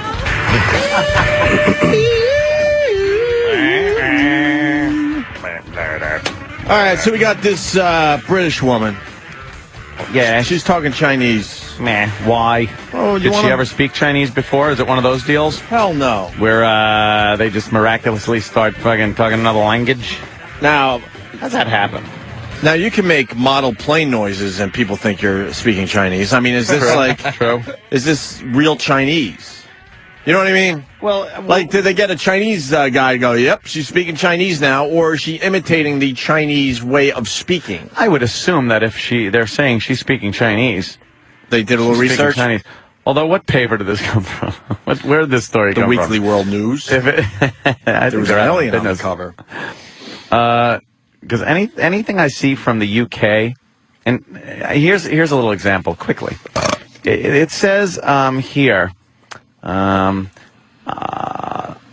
just give me a second, please. Something about they're going to be using satellites to catch you for speeding. Satellites in space. Where? To catch you as you're speeding. Where? Well, exactly. On the side of the highway. Where? They're just going to leave a giant satellite there. A big satellite's going to sit there with a radar gun on it. You ever get pulled over by a plane? It was just there. Where is it? Have you ever been pulled over by a plane, Ant? No. When you're on some of those highways and it they're saying says, they're patrolling monitored from the air or whatever? the air. How does that work? Does the plane, like, kind of... Or do they... Or do they call like a trooper? Like, how does that work? Do you actually get pulled over by the plane? No, I think the plane calls ahead to somebody. There's lines on the road. Yeah. And when you cross a line, they time you. I thought those lines were for the plane to land properly. Oh, well, it could be. Yeah? No. How ridiculous would that be, being pulled over by an actual plane? That would be silly. So what's this? Kind of worth the ticket price, though, to watch. This was labeled this. New speed cameras trap motorists from space. Well, and then you're like... Fucking 1984 And then you're shit. like, wow, that's fucked up. And then you look at the story and it says, satellites could track motorists from space if trials prove successful. This is from the telegraph.co.uk/news. You know that thing whenever a news site goes to the Telegraph, I say it's bullshit. They are the most sensationalist news people, the English. Mm-hmm. They come up with bullshit stories. They headline it like it's happening now. And then as you read the story, you realize this is like maybe it might happen in the future. The whole thing falls apart. Yeah, the whole thing falls apart. It's like Bigfoot found, and then, there's just a guy with a big foot. Well, someone on staff got a little ticket for going through a red light because they got those cameras. Yeah. And I'm going to bet money within, I don't know how many years, but sooner than later, I think they're going to put those cameras on every intersection in a city. Every single one. Because they're so desperate for money, they're going to just be catching people left and right going through lights. Yep. Comment? Yeah, they make a lot of money doing it. I think the only reason they haven't put them on every street corner is it's probably an expensive technology to set up everywhere. Not as much as it used to be, that's for As soon as the costs come down, I bet you they'll put it on every fucking intersection to catch you. You see a lot of the... Just so this revenue stream is just pumping in without anyone having to do much of anything. You see a lot of the solar panels up on light poles now that are controlling everything. So they don't have to run power sources to these things. Right. The camera technology is getting to the point where they're smaller, cheaper, and more efficient. And Wi-Fi. Mm-hmm. Now you could fucking beam the pictures right wherever the fuck you want them. Right. And, and most people pay the ticket. Right now, there's, a handful of intersections that have it? Yeah, you can pop it up online. Somebody on staff said, there's a website that tells you all the intersections. Tells you where they are, and you can pop them up. I know I'm a bad boy in the morning. Sometimes I am a bad boy in the morning because there's no traffic, and there's one light that stops traffic to let pedestrians go by because it must be a busy pedestrian crossing during the day. Right. So the light turns green to go straight. Right. But to go right, there's a red arrow. You're not allowed to turn because the walk sign is still there. Gotcha. There's no one crossing this ever in the morning. I mean, never. And I make the turn. There's no reason to obey traffic lights in Manhattan at 5:30 in the morning. No, you kind of just look. I mean, you got to look, obviously. Yeah. You can't just blow through it. But, no. I mean, you should be able to blow lights certain all ones, day long. Fine. Other ones, though, like that one, I do it all the time because if I don't make that turn when it's red, I miss the entire strip of lights. Right. And it could turn. It's a timing thing. It could be another 15 minutes before I get into work. Really? Serious. There's that cock Tom Seaver. Go fuck yourself. Look at him. The stupid charity game when I was working at BAB. Yeah. We played the 1969 Mets. I got a hit off Tom Seaver. It was slow pitch softball. Slow pitch, though, right? Next time I'm at bat, he decides to whip it in like he's still playing. And he drilled inside on you. And he fucking drilled me with a fucking softball. Yeah. Guy's a cunt. Got to play the game. A little chin music, Exactly. Opie. Little chin music for you. He was upset that someone got a base hit off him. It's slow pitch softball for charity. Relax, buddy. Tom Seaver. You should have laughed at him. Just remind him of his comeback. Did you go to that game? Yes, of course. Where the overnight guy, God damn it, what was his name? The kid was really cool, too. He took out one of the 1969 Mets and fucked up his knees. Yeah, he completely fucking wiped them out. Where we had to get an ambulance and everything. Yeah, he was a mess. This guy. Poor old guy. Who was it? He came into home plate and just decked the guy. God, I can't remember. It might have been Jerry Grody, right? It had to be a catcher. I think it might have been, yeah. So Jerry Grody's just in this dumb charity game, was the guy's name Taz or something like Taz or the overnight guy? Can't remember. What was his name? He was a cool dude. I would love to know where he is these days. He creamed them at the plate. Yeah, he just destroyed him, took him out. And there's right in the way. Jerry Grody's just laying there. Poor Jerry Grody. He's just laying there. Yeah, what a mess. Yeah, whatever. Yeah. I hate the word grody. Grody. That's grody. It is grody. But I just to finish that up. But that's why I don't believe Brit stories. So you got a story. Is this one out of Britain about the Chinese-speaking woman, the English woman? Yeah. Let's take a look at this. Politicians do it. There's nothing we can't do. Adopt an accent. We got too many daddies. Actors do it. This is not a fake accent. I'm from Scotland. Adopt an accent. You sort of talk like that, and you're like talking like that all the time. But this British woman used to talk all the time with an English accent until out of the blue her accent changed into sounding Chinese. On the day that my voice changed, I found it difficult All right, hold the phone. What the fuck's going on with Madonna? Hold on. Madonna, yeah. That is a stroke mouth. That doesn't sound like a Chinese accent. And she's not speaking Chinese. If anything, she was talking English with a Chinese accent, but it's not even a Chinese accent. If I was a chink, I'd be offended by that. Exactly. Holy mother of God. You're saying. I have a same thing happen. Oh, the sudden happened to me too. I tried to say my dick is shrink, but I realized that I hack a joke. Are you also Italian? It's a hack a joke. Are we listening to Chinese Jimmy right now? Yeah. Chinese Jimmy. Enter the studio. Yeah. I like a tinkle. So it's an accent. It's not even. She can't even speak the language. Well, who knows? This might just be part of it. All right, let's listen. Change, I found it difficult to speak, and when I did speak, it sounded Chinese. It happened after a migraine so severe her husband called an ambulance. A week later, Sarah Caldwell's new Chinese accent changed again. It sounded more Eastern European, and it have been like that ever since. How about this? She's a fucking retard. Yeah, she got a migraine. Something snapped in her fucking head. Her tongue's just numb. Holy shit, yeah. Humpbacks from Whackbag, Anthony. Opie is right. Ooh. In the UK, it started out as traffic control, but today, cams are on every single corner and pub in the UK. Is that true? So they have put the cameras on every they fucking... put them everywhere. That's and that's just to make money for the UK. That is the nanny fucking country over there, England. They really are horrid when it comes to just not letting people be people. Right. And then there was a guy, he couldn't wait, and I wish he did wait. He asked Tom Seaver for an autograph when he was growing up, when he was a kid. And Tom Seaver actually said, "Not now, kid. Come back later."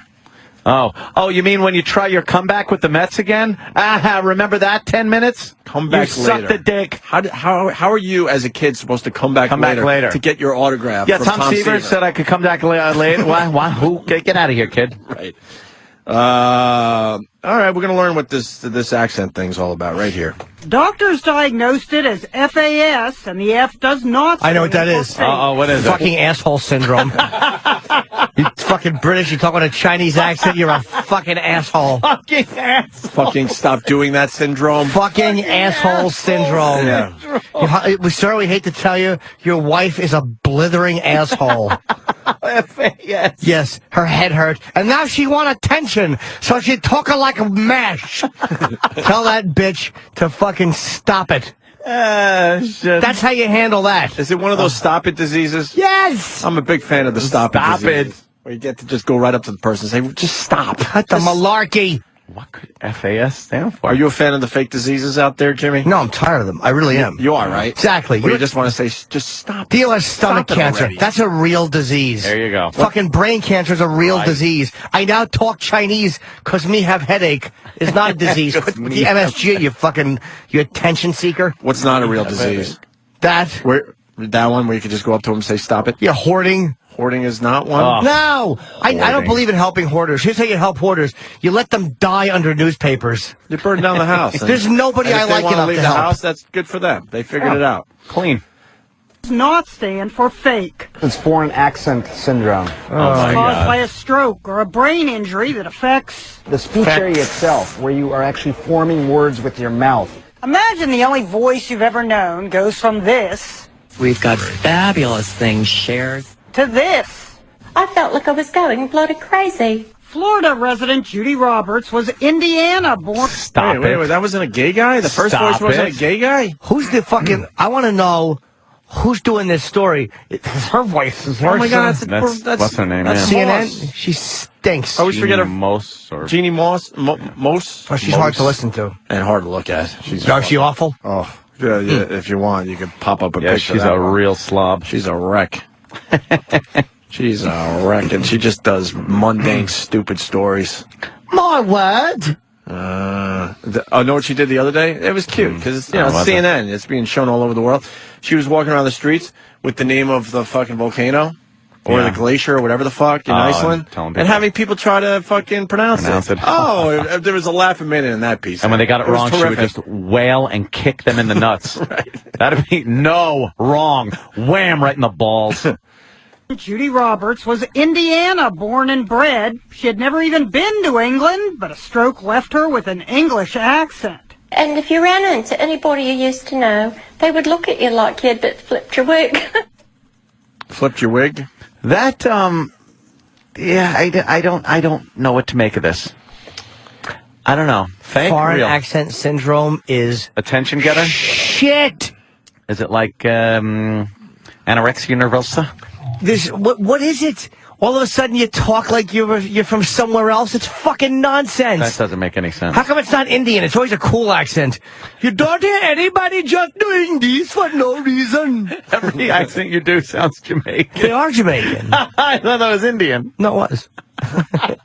He's very Indian. I was laughing saying it sounds Jamaican. I do very good Indian accent. I do very good. Jamaican is different. What's Jamaican? Let me hear.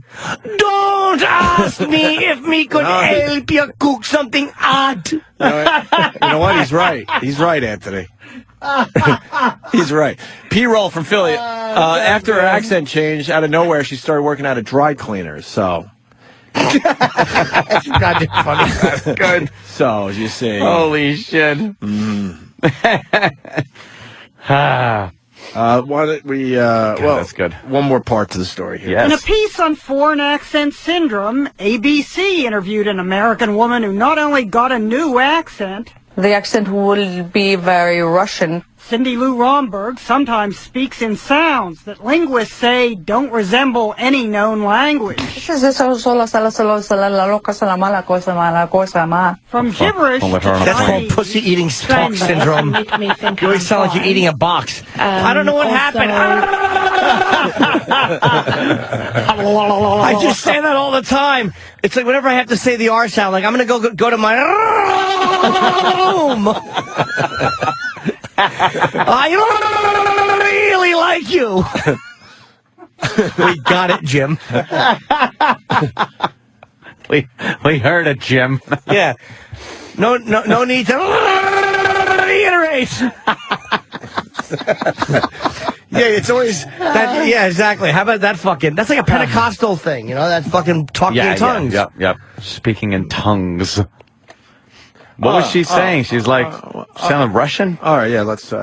Strangers who meet me think I'm foreign. Also, some people speak to me as if I am a bit silly, a bit stupid. Retarded, you mean? Yeah, how about an asshole? Retarded. Mm-hmm. How about people think you're an irritant? Wow. It all depends on how hot she is. If that's silly, retarded, or, that's pretty good. Deal withable. Why don't we learn about Don Sutton? Remember old Don Sutton? Pitcher for the Dodgers, right? That's right. Bill in Philly. Hello, Bill. Nice win for the Flyers last night, sir, if you're a hockey fan. If not, whatever. Great game. Great game. Going to take out the Devils in the first round. Wow. Nice game. Yeah, nice game. Very possible. Wow. They beat them like 5 out of 6 times during the season, though, too. So they got a great matchup. They got the Devils' number. For now. Anyway, for now, he said. Atta boy. Good comeback. I was at the vet, the old vet, years ago, and the Phillies were playing the Braves, and I was supposed to bring this girl I was seeing, this young boy, like 6 years old, to the game, the whole thing, la-da-da-da. And I have a ticket left over at the end of the game because I went anyway, and Don Sutton's underneath signing autographs. He's an announcer for the Braves. Nice, right?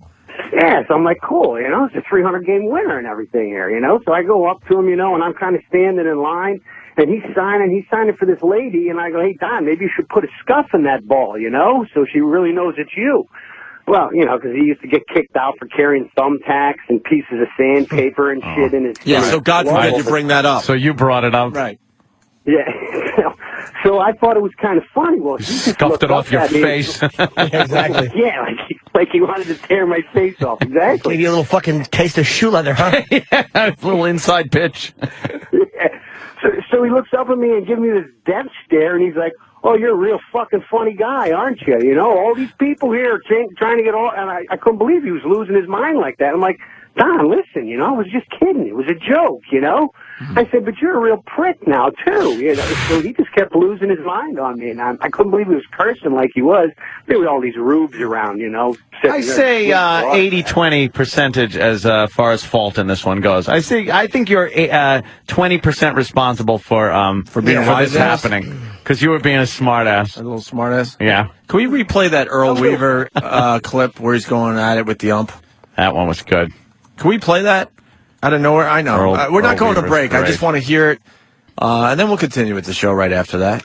Yeah. You know, no break. Because we got to... Thank you, sir. We got Uriah calling in probably about 5 minutes. Yeah, we got Uriah Faber calling in about the big fight on Saturday. Everyone's talking about this. I don't know enough about MMA to understand, but I'm slowly understanding because the buzz out there is pretty strong on this one. Yes. I don't know names or anybody or rankings or weight class or nothing, but I'll watch somebody beat the fuck out of someone.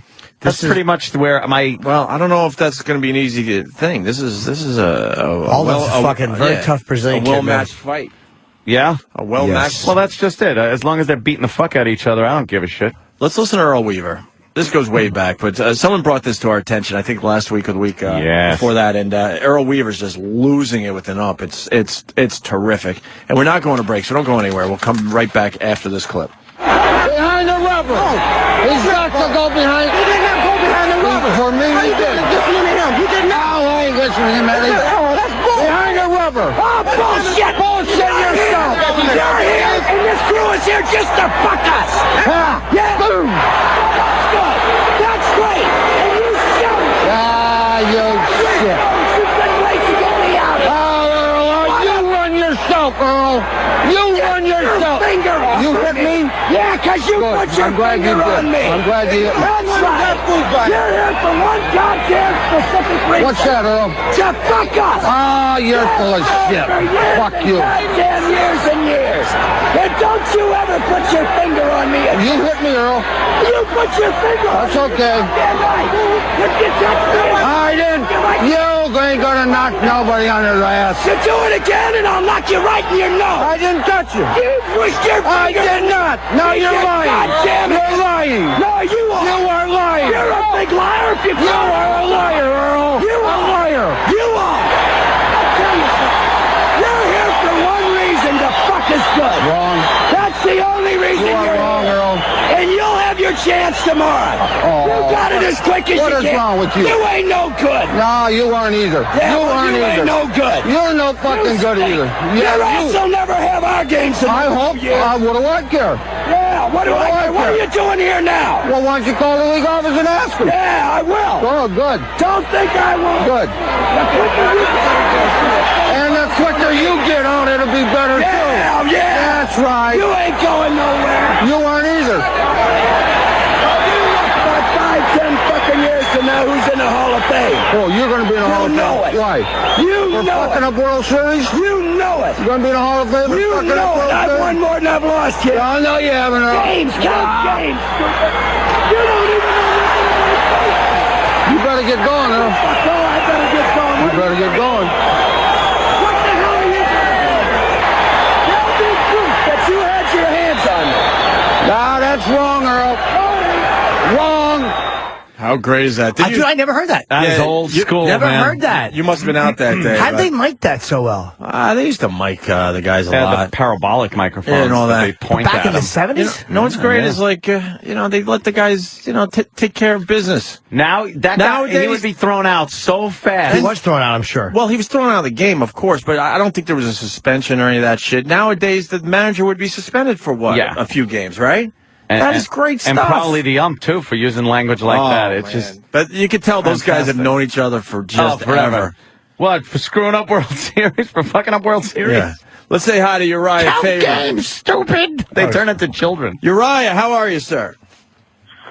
Chilling, guys. I was trying to figure out what exactly was going on there.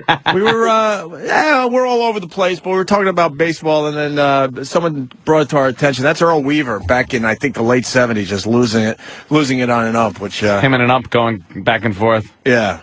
No love lost. Dude, that was serious stuff right there. It was hilarious. You know, yeah, just to end that, Earl Weaver was ejected 97 times, Danny's telling me? 97 times in his career. Yeah, he was great. He's just an old man who yelled at everybody. That's more than half a season of games. What a prick. His career. Great. You're in California right now, right? Yeah, I'm in Cali right now. It's 6 o'clock here. No, I'm sorry about that, and we made you wake up for this crap. No, that's all good, man. Are you just waking up to do phoners today? What's that? Are you waking up just to do phoners and do some press? Yeah, doing that. I've been doing all sorts of stuff as of late, so, you know, I'll probably go back to bed at some point here. You're fighting on Saturday. What is your, how many days out will you just stop doing anything? Because, this is kind of close to fight time to be getting up at, 6 o'clock in the morning. Well, for the most part, I've stopped with the hard training, far before this, so I'm just at this point going to lose a little weight and make sure that I feel good. So I do something because I've got about 10 pounds that I still have to get off, but not really doing any sparring or anything like that. It's taking it pretty easy and being smart about the training. How far out do you guys stop that? Everybody's different, man. We have guys that do some pretty intense stuff right up to the fight, and for me, I'm real careful about 8, 9 days out. I start being real careful. I don't want to get any injuries. No, I just want to feel good and get ready for battle. For anyone that doesn't know, you're fighting to get your belt back in the WEC. You're fighting Aldo, who took it from Mike Brown, who beat you for it. And I think the first time that, because, I think at the time you were 21-1 at the time, and Brown, I don't think was expected to beat you, and he knocked you. Did he knock you out? It was a TKO. Yeah, he was, and he took the belt. And the second time you guys fought, you broke your hand. I want to say it was in the first round. Yeah. And you broke it hitting him, or did he break it? No, I broke it. I hit him right in the top of the head. Oh, my God. Put him to a knee for a second there, and I shattered the fourth and fifth metacarpal on the right. So I broke my hand with Boomer. Yeah, Anthony can relate to you, Uriah. I was fighting with Boomer Esiason, and I punched him in the top of the head in elementary school and broke the ulna and radius in my arm. Oh, yeah, it's true story. And then Boomer proceeded to beat the shit out of him, even though Ant had a broken fucking I really needed, I needed a handicap at the time for that big bruiser to beat the shit out of me. That's a true story, huh? It was a great moment in my life, yes. Very true story. I claimed to fame for many years until I became more famous on the radio. Well, you broke both hands in that fight. Well, the first round, a minute left in the first round, I broke the right, and I shattered it pretty bad, man, the fourth and fifth, but the third round, I dislocated my thumb, so that's the one that actually I can still feel. It's still a little bump there, but it's kind of a weird injury. Can I tell you something? If I dislocated my thumb, I wouldn't even be able to do radio. This guy is continuing to fight. And you lost on a decision. It wasn't like you fucking got knocked out of the fight or you stopped fighting. It went all the way. Yeah, it was a close one. I was throwing some crazy elbows and jumping at him with knees and doing what I could, man. It was a wild fight. Is it scary for you? Because this guy, he beat you twice, and once with a TKO and then once going the distance, and then Aldo disposed of him relatively easily. Does that play into your mind at all? No, this is a matchup, where he and I are way different fighters. Again, especially with those hands down and the way the first fight went, I don't think I really got a chance to showcase. And there's some bad luck, I think it would be a lot different had I had my hands and stuff like that. So I'm understanding how this thing works, and Jose Aldo and I are going to be a matchup that is way different than Brown and he was. So it's going to be good. Are you? This is an odd question for a fighter too. How far out before a fight do you stop having sex? I mean, everybody watched Raging Bull, and LaMotta wouldn't fuck for months before a fight. But how far legitimately do you not? Do you say no sex before the fight? You know what? It varies, man. I'm not really superstitious, so. Well, but I haven't been focused on the whole sex thing for very much the last couple of weeks. So, but there's been plenty of times where I've it hasn't been an issue, and just I guess go with the flow. No biggie. So it doesn't is it a myth that it will sap your killer instinct or strength if you bang 3 days before the fight? Take your legs away from you too, really? You get wobbly legs. I think they actually did a study, and that's just a myth. But it's just it's like the placebo effect. Whatever you really believe is how it's going to work. But I don't think your legs are going to be weak. I'm probably not a good idea to get your rocks off right before you walk out in the fight, but other than that, I think you're cool.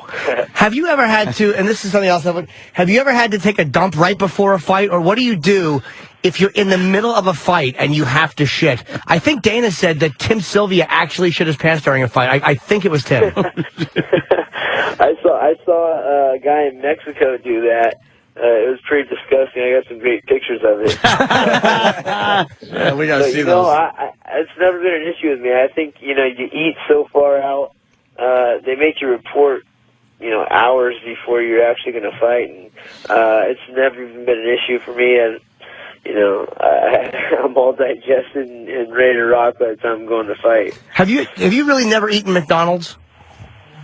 I don't think so, man. Not that I can remember. I'd hate to. I would say throughout my life there may have been a time, but not that I can remember. It wasn't for my parents, that's for sure. McDonald's is overrated. I know, but to never have eaten it. It really is. Yeah, that's true. It's pretty amazing. There's a huge cover story I do at Fight magazine this month, and the big fight is Saturday on.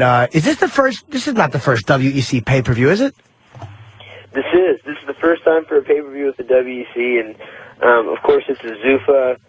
Zuffa's the parent company, so right. The UFC has pay-per-views all the time. It's the same model. Just the first time that we've actually done it, and I think it's been 3.5 years or 4 years now. So it's going to be a big one. You're right. We got a fan of yours on the. Well, a lot of fans calling in, but we have Mike in Iowa. Mike, you're on with Uriah Faber. Hey, Uriah, I love watching you fight, man. That's the only time I watched that show on Showtime was when you were fighting. Do you have any plans on coming to the UFC? I'd love to see you there.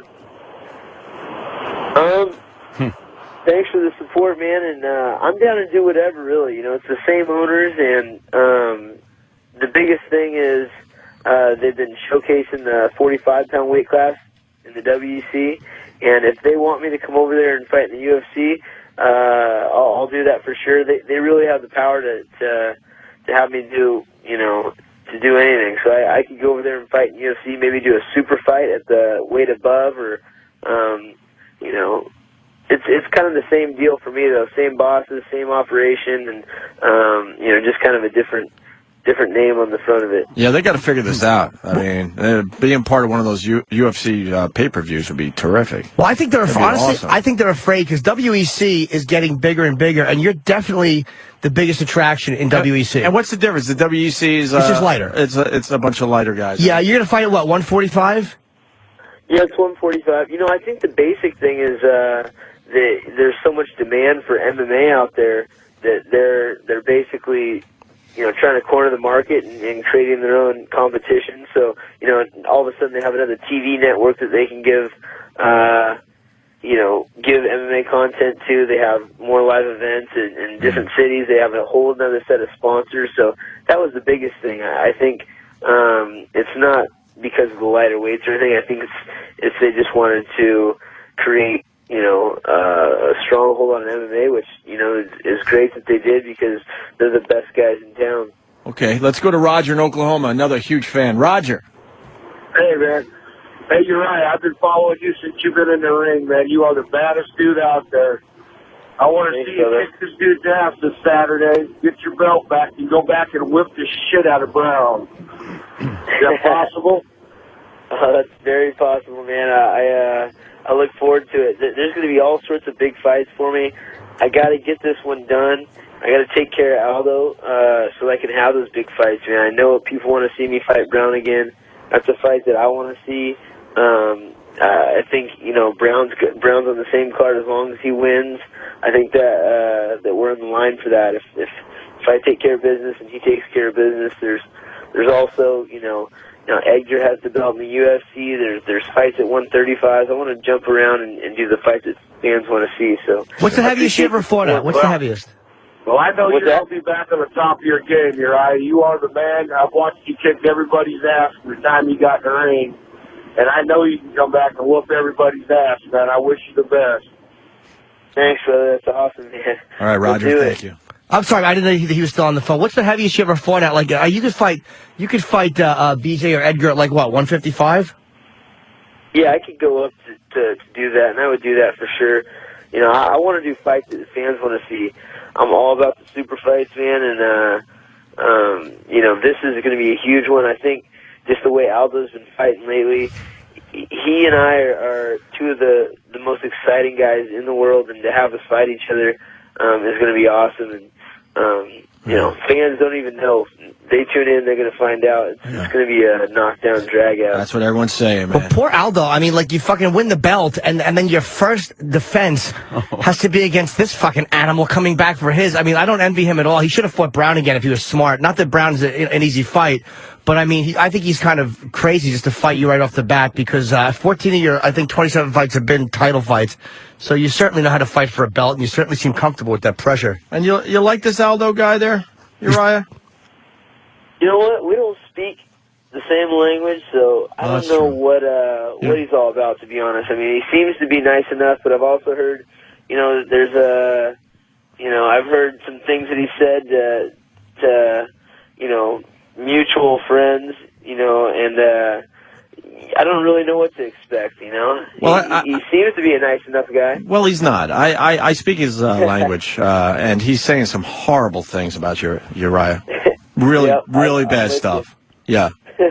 Well, we'll address that on Saturday, and I'm kind of thinking the same thing. I'm thinking the same thing you guys are. Yeah. This guy, we're not going to be buddies, that's for sure, not until after I beat him. Are you more nervous fighting in your own hometown? I mean, you're like the hometown favorite. I think it's like your third fight headlining that.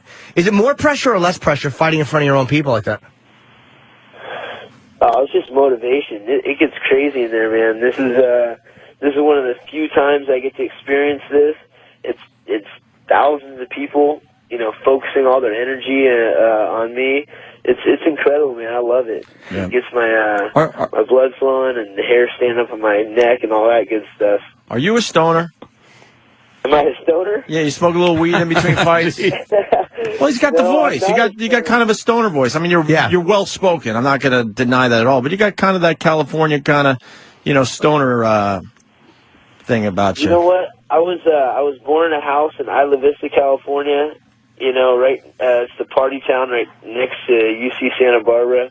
Ran around with, naked by the beach for, a good part of my adolescence. And, I think I just have that sound to me. I don't smoke any weed. I was thinking about getting the license though, just in case some of my buddies ever have some around. It's kind of a safeguard. You know what I mean? You never know. Yeah. I like that. It's a good answer. Yeah, I don't touch the stuff myself. I'll probably. I mean, I have before. I generally probably laugh, eat, fall asleep all in like 10 minutes. So it doesn't do too much for me. Yeah, I think it would wreck your training a little bit if all of a sudden you're fucking doing some weed. It'd be a disaster if he just came into the ring stoned out of his mind or drunk. And let's see a fighter just do that once. All right, Hamilton. I don't think that would help. Well, we got, God, so many people want to talk to you. We got a guy from Georgia, I believe. I don't know your name, sir. You're on the line with Uriah Faber. Hey, good morning. It's John. How's everybody? Hey, John. Hey, man. Hey, Uriah, I just want to tell you are absolutely my favorite fighter. You're so dominant in your weight class, and more important, I think outside the ring, you are so classy. Whether you win or lose, you always say the right thing. You give props to the opponent. You say that there's, it was a tough fight because they had a lot of skill. You never take anything for granted, and, you're just awesome. Thanks, man. That's awesome. Yeah, and I'm just trying to be myself in there, to be honest. These guys that I'm fighting against deserve a lot of respect, and you can't tell when they're trying to kill each other, but for the most part, there's a brotherhood that comes along with this sport, and some of my best friends have been guys that I've fought. A guy like Charlie Valencia, and I've actually spent some holidays with that guy, Christmas and Thanksgiving on occasion, and he's a guy that I fought back in the day, so. There's a lot of mutual respect, but we're going to be trying to rip each other's heads off, and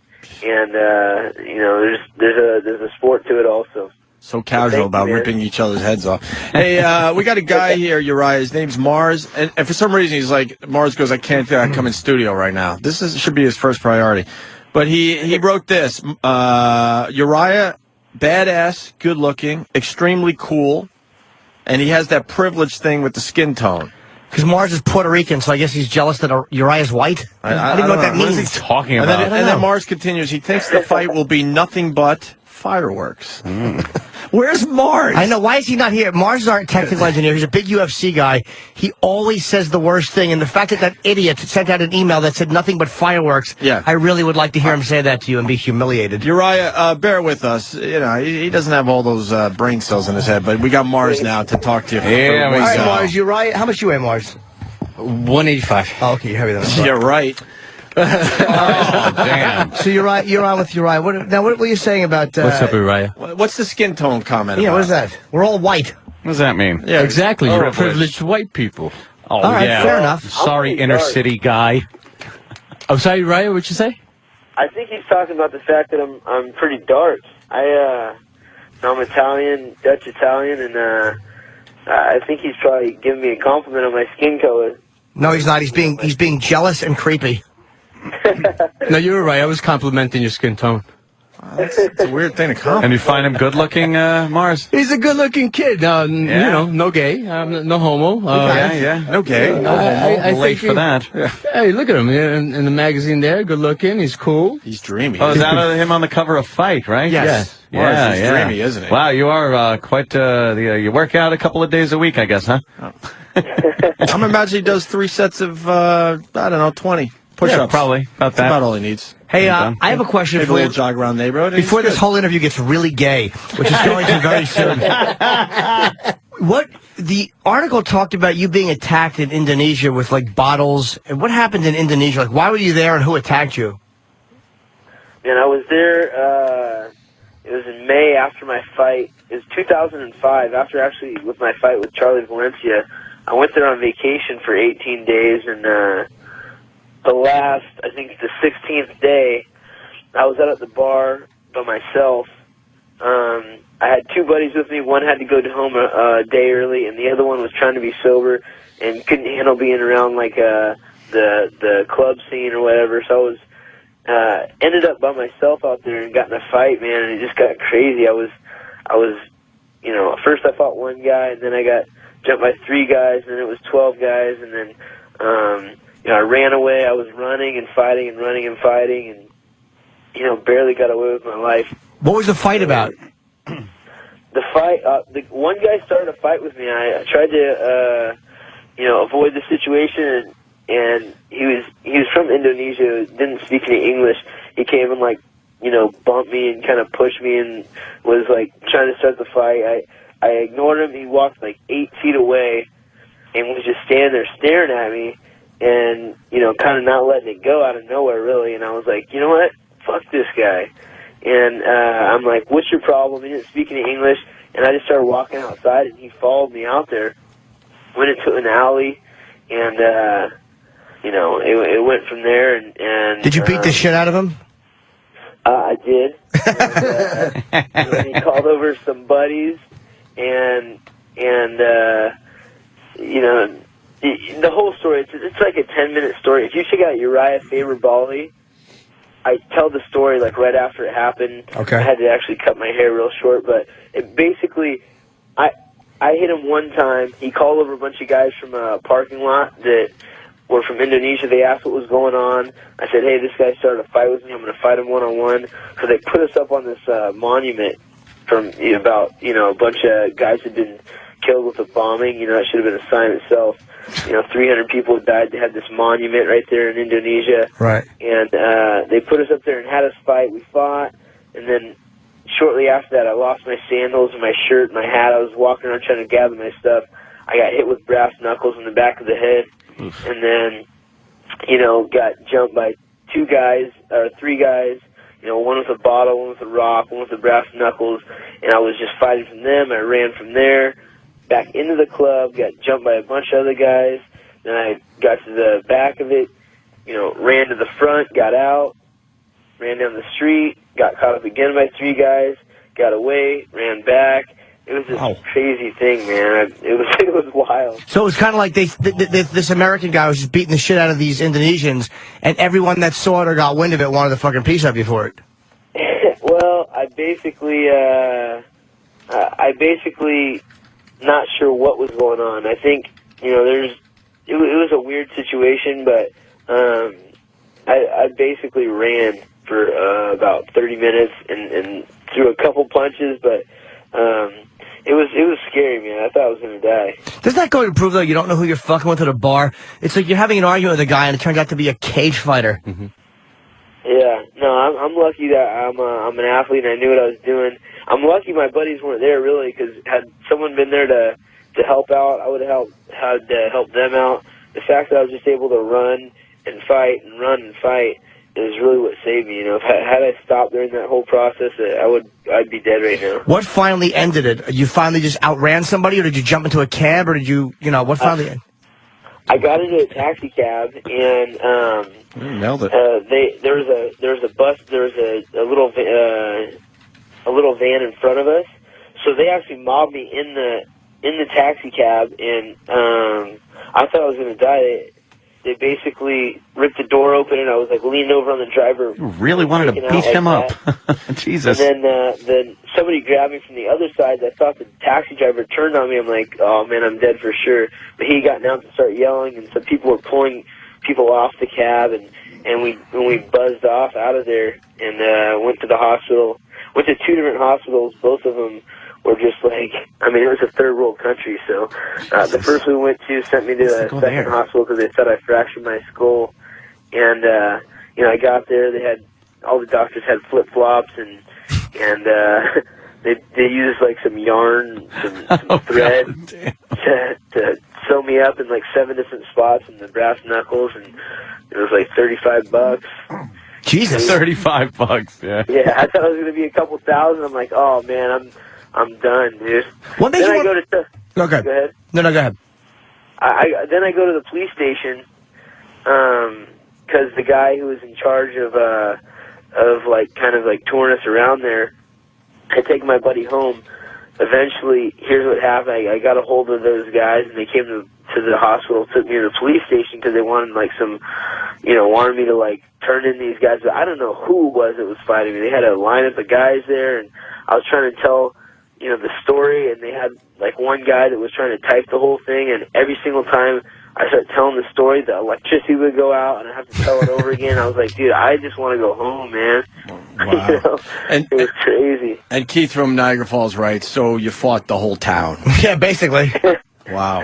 That's a hell of a story. What motivated you to go to Indonesia for 18? My manager that's Jonathan's favorite fucking place in the world is Indonesia. It's 90% Muslim. What made you want to go there for 18 days? Pussy. It's a beautiful place. The surfing is there. The surfing there is amazing, and it's actually like a paradise. And the people are pretty nice, aside from sounds it. You guys I ran into. I think the economy was really hurting at the time, and you could feel a little bit of tension. Everybody's trying to get you to buy stuff, and I think it was just they were just all pent up, and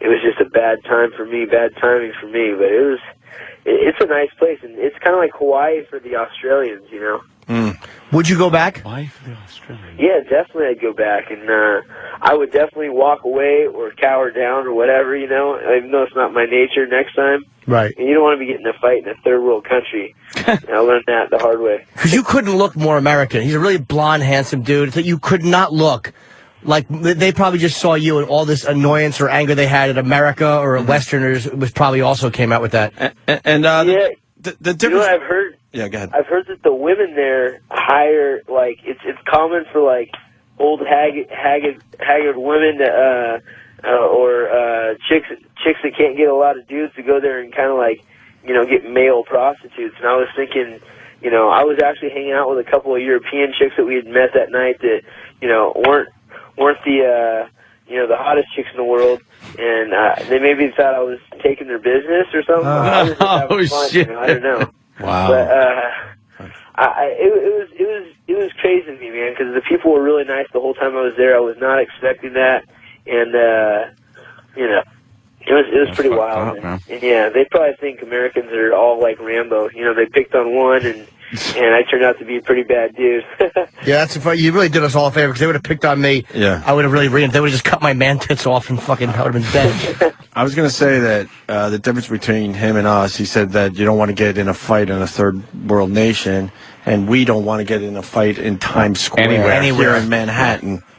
It's a much safer place. School. Yeah, exactly. I guess, hey, makes sense. Uriah, right on, man. So Uriah Faber is fighting this Saturday on pay-per-view. This WEC thing sounds like it's going to be great. Aldo and Faber, and the rest of the card looks really solid as well. Saturday night at 10 o'clock, right? 10 o'clock your time. I think we're at 7 out here. Yes, 10 o'clock East Coast, 7 o'clock on the West Coast. Gotcha. And, yeah, Reed Harris has introduced us. He's a good friend of mine. And you're a nice guy, man. I would like to have you come in studio next time you're in New town. York. Yeah, you're a really nice dude, and you're a great fighter. Right on. Appreciate it, guys. Thanks a lot, man, and enjoy the fight. It's going to be wild, dude. This is one I really want to see. Yeah, there's no doubt about it. Thank you, yeah, Uriah. it's going to be awesome. This is the first one also on pay-per-view, so we need the support. Yeah. All right, cool, man. Good luck, man. Thanks, guys. Thanks a lot, man. Take care, buddy. All right, Uriah Faber from the WEC. Badass. Yeah. He's a bad fucking fighter, man. Yeah, Dana is Everyone says badass. Dana White's calling our show Friday just to talk about this fight. He's so into this one. I read that it was the first one. I'm like, I must have misread that. I didn't realize it was like actually the first pay-per-view. It's a huge, it's a huge event for them. All right, Mars, you were terrific as always. Why, thank you. One thing he didn't say in that fight, he has it on his web page. The first guy that attacked him, he did a double leg takedown and knocked him out. Oh, so yeah? right there, that should, you know, the rest of the guys were like, man, we're going to fuck It's like you an up. action movie. Yeah. He's in a foreign country, whole group of people. He's taking them on, running and gunning. But he's knocking them out by dropping them on his head. And he jumps on a cab, which proves he's white. What do you mean? Black people can't get cabs. They're not black in Indonesia. I don't care. I'm doing it here. How do you make this racist? I make everything racist. Are you so kidding confused. me? I make everything We're having a nice racist. little time with Uriah Doesn't Faber. matter to me. Everything I think is racist.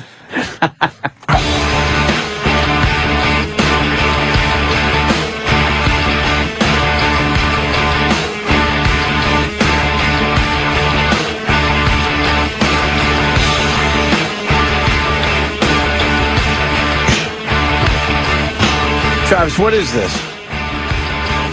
This was Wake Up by Rage Against the Machine. Sometimes they don't give you enough. Oh, okay. Sometimes they don't give you enough. Oh, quit it now! Not as much rage coming out of the machine. Not as much these days. No. Not any rage. It's probably a lot of happiness and comfy living in the machine these days. I want to get the full story from Chris Cornell. I have a feeling he didn't dig his time with the Rage guys as much. Yeah, I don't think so. I get a feeling. I don't want to bother him on Twitter. I think Mr. Cornell's probably a little too creative, to tell you the truth. Really? For them guys, and I know I'll catch some shit, but go fuck yourself. I don't think he hates them or anything. We interviewed that. What was the name of the fucking band? Hello, Rage and Chris Cornell. Audio Slave. Jesus Christ, had some great songs actually. I like the Audio Slave stuff. But I just got the feeling that a few times they were in together that... They're probably too political for me, you think? I don't know. I don't know what it was. I don't know if Chris will talk about it ever, or maybe it's just a dumb hunch that is meaningless. You know, I don't know. But didn't you get a little bit of a feel? Yeah, I definitely got a feel that there wasn't that closeness. Then when he came in by himself, Chris Cornell, he was very chill. He was chill. He was really cool. Yeah. And, and now he's back with the Soundgarden guys, so... Soundgarden. He can fucking sing with anyone, that guy. He's one of those guys, he could just sing with anyone. Throw him in anyone's band. You don't care. Your favorite band showed up on Conan O'Brien's stage. Let me think. My favorite band. The Wu-Tang Clan? Conan O'Brien, of course, doing his theater shows. Yes. And coming back to TV with that TBS thing. Yes, And George Lopez had to agree to that, and I've heard other... Where's the Conan, by the way? Should we get into this for 2 seconds? We don't have to... Well, just rumors. I mean, again, there's none of it's provable, but where's the Conan fans? I have a question for the Conan fans. That beat the shit out of Jay Leno for doing what he did. Yeah. It seems like what Conan is doing is a bit pretty similar. A bit similar. I would like to know, again, this is not about Conan's talent, or because, but why is no Conan fans call? I know they're going to say Lopez agreed to it, but the rumor I heard, and again, just a rumor, just like people didn't seem to know the Leno Conan details, but it didn't stop them from commenting. Mm-hmm. What about the rumor that this was not what Lopez wanted? That it was fairly muscled, and it was painted to look a certain way, so Conan wouldn't look like the bad guy. But I heard that Lopez didn't take this; he was going to be fired. And I also heard that if Lopez's show doesn't work at 12, whatever show they put in there, Conan owns. That's what I heard. I could be totally wrong, but that is what I heard. How's your source, Jimmy, on this one? I don't know. Damn. Probably pretty good, but I don't know. Yeah. Wow, because, it's similar crap. It really is. Why would you want to be pushed to a less popular time slot, first of all? You wouldn't say, no, it was agreed upon without any problems. Like George Lopez is just going to go, yeah, I'm going to go to a slot that doesn't have as many viewers. And Lopez. Yeah, that's unless the lead-in was the big thing, but he was the star of that network. Yeah, no, Lopez wouldn't agree to that. Of course, they muscled him just on his own anyway. He obviously agreed in the end, but there was some stuff going on. He was the star of the network. It's the same shit. It really is. Just they promoted the fuck out of that Lopez show before it even came on. It was every 3 seconds they popped his face. Massive. Lopez called Conan and asked him to come. Lopez thinks it's going to be good for him. Once again, I understand what was put out there. The same as but people, the same stuff that was put out there, like saying that Jay wanted to retire and was dying to hand over the reins. Well, that's kind of the same stuff. It's kind of what believe half of what you see and none of what you hear, Jimmy. It's what they put out. It's what they put out. But it's amazing how I also don't hear the critics writing as much about how Jay's doing pretty well back at 11:30. They don't write it. I mean, they'll print it when they have to. Yeah. But where's the same fervor to talk about the guy's success as they have with the failure? I fucking hate everybody, man. Bastards. Phones are not lit like they were at one point. It's like where's people saying, yeah, you know what? Wow, Conan's kind of doing what we accuse Jay of doing. It kind of is. Totally. Is Kimmel going to do anything on that? Or is he going to leave this alone? I don't know. And again, I don't swear to that because if I'm wrong, then I'm wrong. Now we got a guy in capital letters just saying George Lopez called Conan.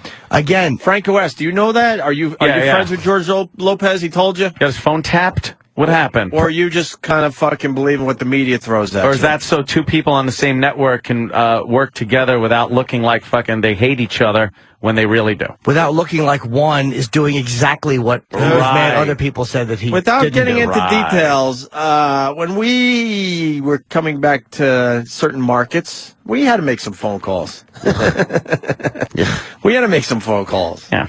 And when we went over to the K-Rock place, we had to sit down with somebody that was working there as well, and tell this person how great it's all going to be. So it's all bullshit, man. Yeah, like Jimmy said, man. And I like how you added that man. Man. It wasn't a man. But the fact that these dummies are that's the story that was put out. The same that Jay was going to retire and wanted to hand over the reins. So you use your common sense. George Lopez just gets this gig. He's the star of that network. Right. And he's thrilled that Conan is taking his spot. Yeah. Thrilled! Doesn't work that way. No. Sorry. Lead-in could be whatever it is, but you're not going to be thrilled. You're not going to be thrilled that to be moved back an hour out of a primetime spot. Is he? So what? Conan's doing 11:30 or 11? I believe 11. So I think Lopez 11. started at 11:30, or did they do? Or is it a half hour? I don't know. But he's being moved back. What?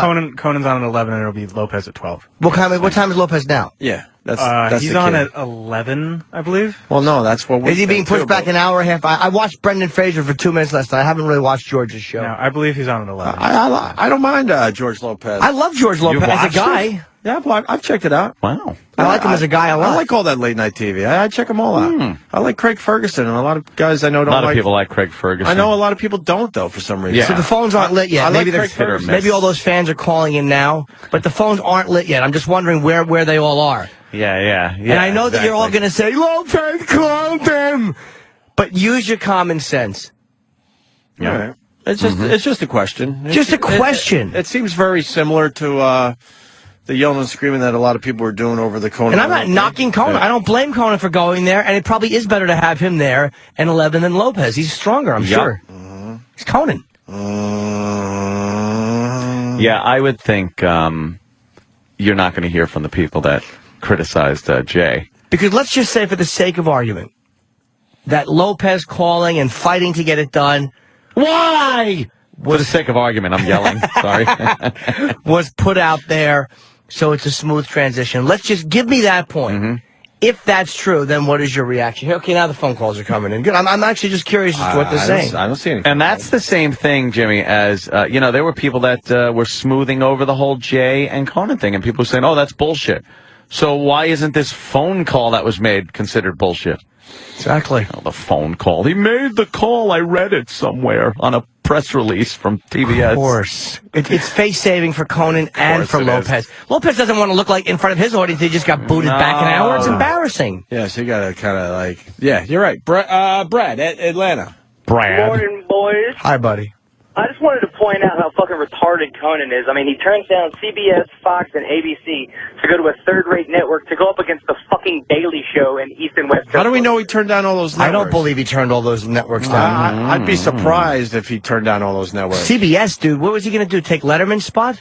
Or Ferguson? Oh, yeah, you got a point there, Jimmy. Sorry. So he didn't turn down CBS. The Fox story, from what I've heard, it was over ownership.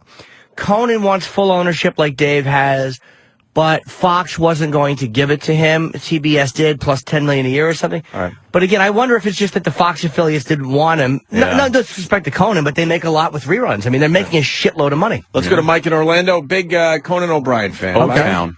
Hey, boys, I wouldn't say I'm a big Conan O'Brien fan. I personally like Jimmy Fallon, but that's neither here nor there. Okay. Oh, it says you're a Conan fan. I'm sorry.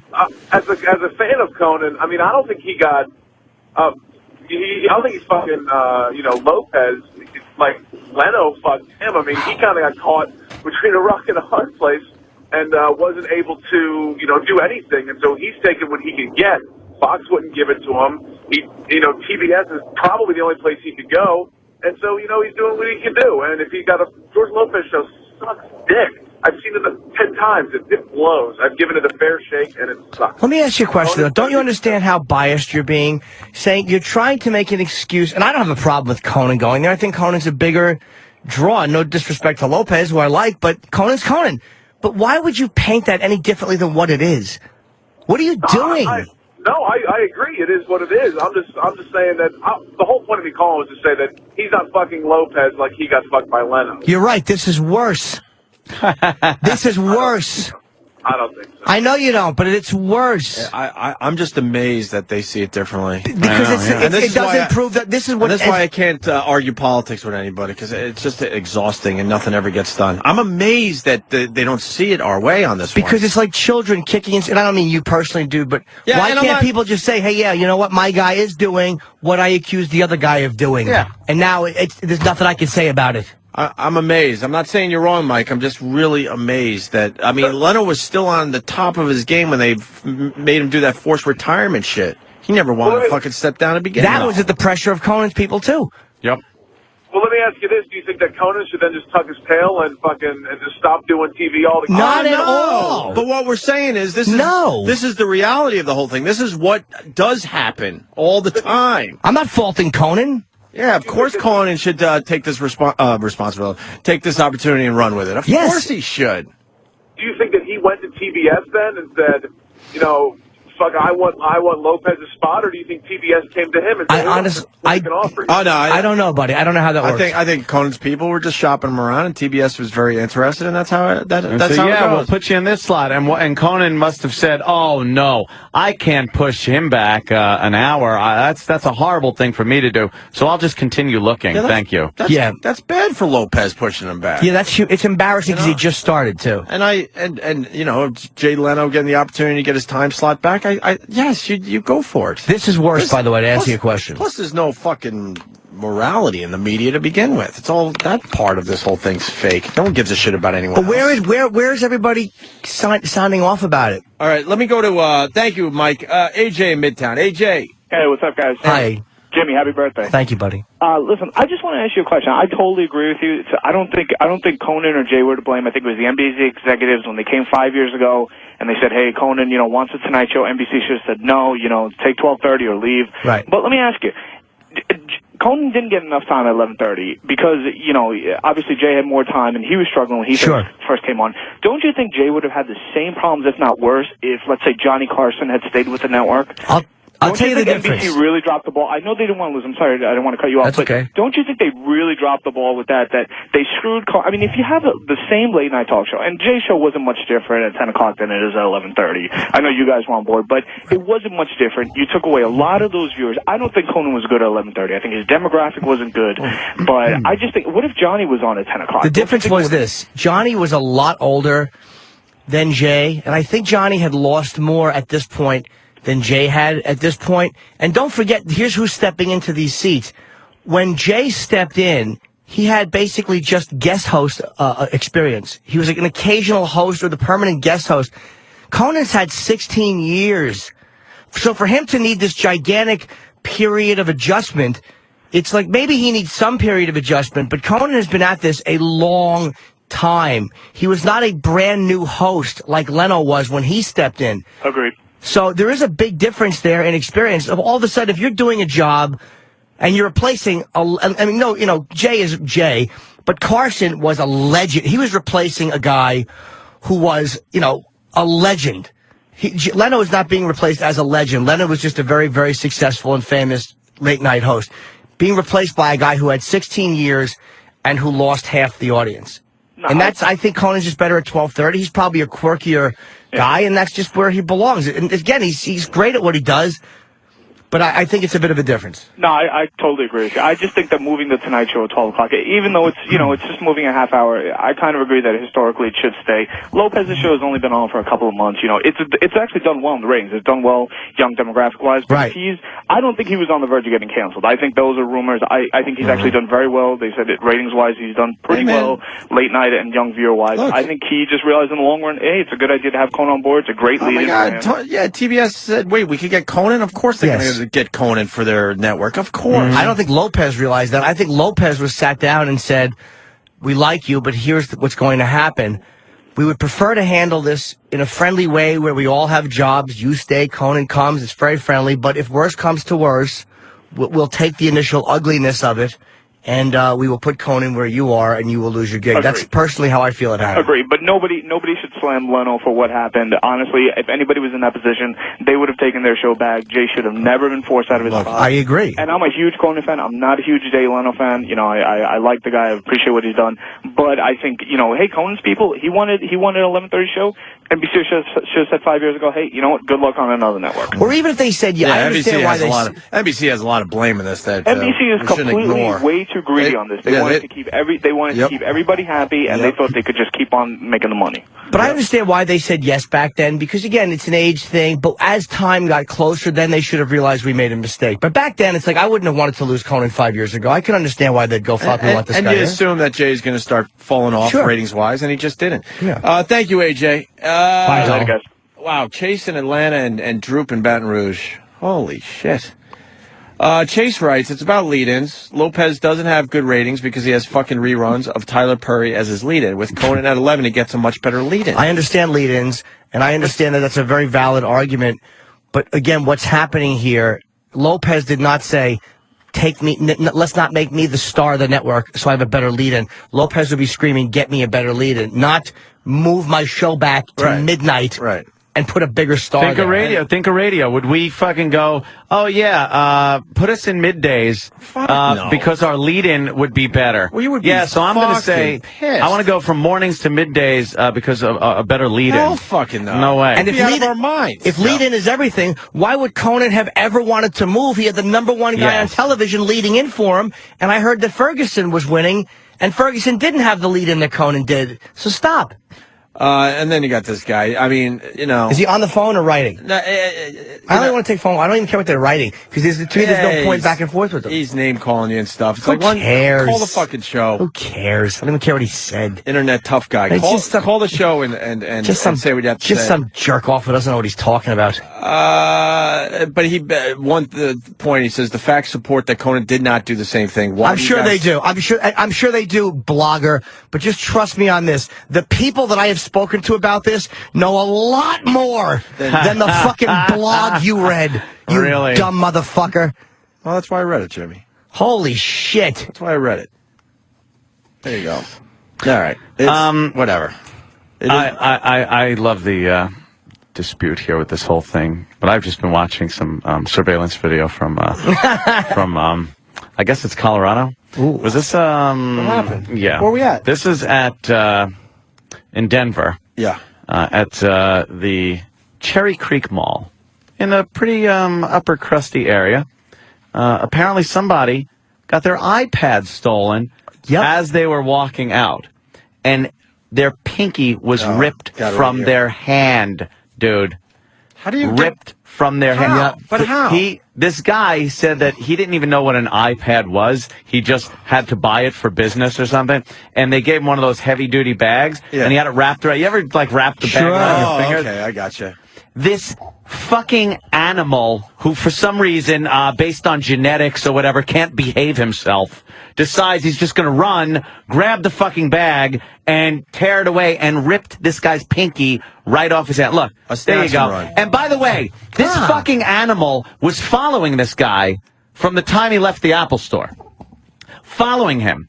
And through guilt, I'm certain this white guy that got the thing stolen from him would not turn around, look, maybe wait for the guy to pass him, maybe that. It's this fear of racism that makes you a victim. I wouldn't have known he was a black guy if we didn't see it because not one report I read said that. Let a couple of white guys steal something from a black guy and rip his fucking finger off. His finger off, and you're going to have hate crime and this and that and the other thing. This is a black guy is the thief. The white guy is the victim in a predominantly upscale mall, by the way. And if you're walking around with something as valuable as an iPad, which is, these days very popular, very valuable, and somebody is behind you and tailing you the entire way, stop, let them pass, look them in the fucking face, let them know you see them. Don't be so fucking afraid of being called something. Did you see the surveillance? Oh, yeah. They showed footage? You see his finger, by the way, laying next to the door. No. There's a quick video. When you play the video, you could see as he rips this fucking bag away, something appears in front of the door, and it's the guy's pinky. Yeah, just laying there. Where's the racial mention? Don't be afraid. Hold on, let's see if they mention race. We got the story right here. All right. Bill Jordan didn't know what the fuss was about over the new iPad. He just went to the Apple store at the Cherry Creek Mall Thursday because his company wanted him to pick one up to give someone else as a business gift. And the iPad, it's a toy. I didn't even know what it was. He didn't realize a couple of thugs were watching him as he left the store. And I go down the winding stairs from Apple, and I get down to the bottom. Next thing I know, I'm spun around. And I see this kid, his rear end is almost on the ground. He's pulling this out of my hand. But the bag's thick cords were wrapped around his fingers and he couldn't let go. I never heard it coming, never saw it coming. I just remember seeing this kid pulling and pulling and pulling and pulling until finally he got it off this and it caught on this and took the flesh right off and the tendons and everything. There was nothing here but bone. The thief rushed out of the mall, and Jordan was rushed to the hospital. The doctor had to amputate the little finger on his left hand. Wow. Horrible for anyone, especially a lefty like Jordan. It didn't dawn on me that this was this new product that was in demand and that somebody would go to this length to get something like this, an electronic toy. Wow. Oh. And then again, see his finger right there? Where's the finger at? Right there at the bottom left of the screen, underneath the time signature. Where? Yep. When he watch. It's not there. Watch under the 4 for the date. Look, that's his finger. Yeah, he ripped it right off of the skin. The skin ripped off the bone, so the whole finger came off and just fell on the floor. Wow. You can see it in these scenes. Like there's nothing there, and then he goes. The guy comes running out, rips the bag. And then look, you'll see the finger drop. Boink, there it is. Wow. Right by the door. Oh, he just ripped it right out immediately. Yeah, just fucking ripped it. This animal.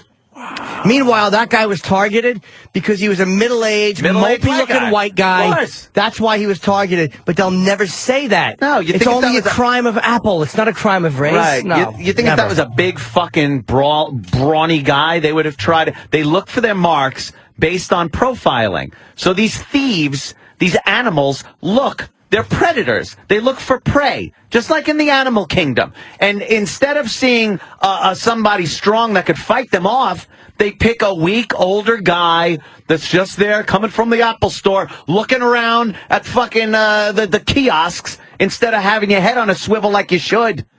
Now let's see what kind of crime that guy gets charged with. Oh, it'll be some fucking theft and assault, and they'll plead it down to something else. They'll plead it down, and he'll be out.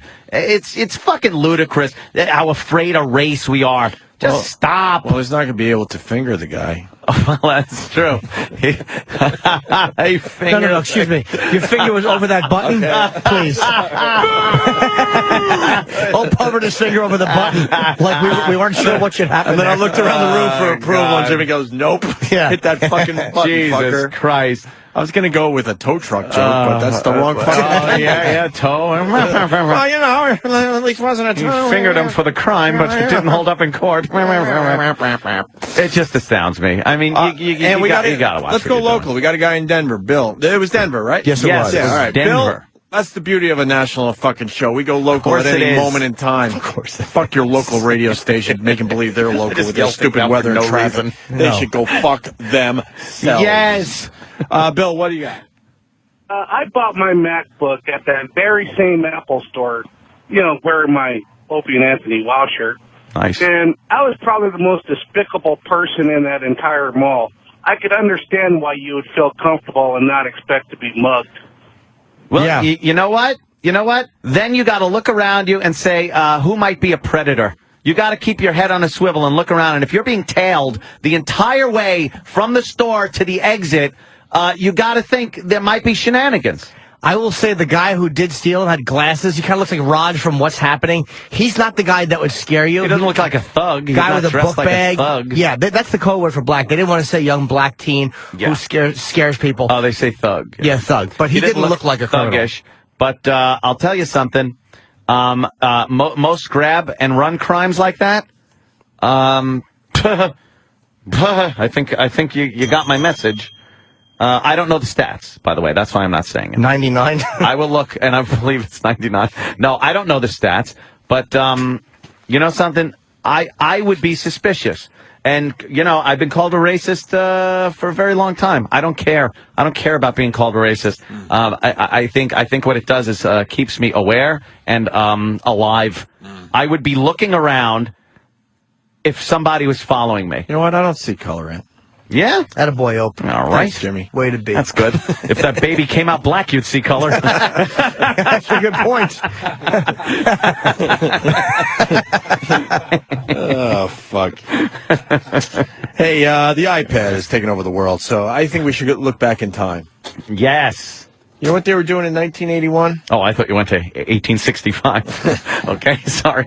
They did a little story on reading the news in 1981. Did they? And just keep in mind, obviously, we're getting our iPads now, right? And right, yeah. And our Kindles. Or our tablets to read the newspaper. Listen to this. Back in 1981, in our lifetime, Imagine, if you will, sitting down to your morning coffee, turning on your home computer to read the day's newspaper. Well, it's not as far-fetched as it may seem. What? No way! Are they saying you could read the paper on your computer? Not as far-fetched. Dude, you with your coffee, you're fucking sitting there, you read your news, boom, you got your headlines. This is why I love Bob Kelly. He's by the way, I'll plug Bob. He's in the Cleveland this weekend. I don't know if it's the Improv or Hilarities, but if you're out there, see him. He's very funny. He's fucking hilarious.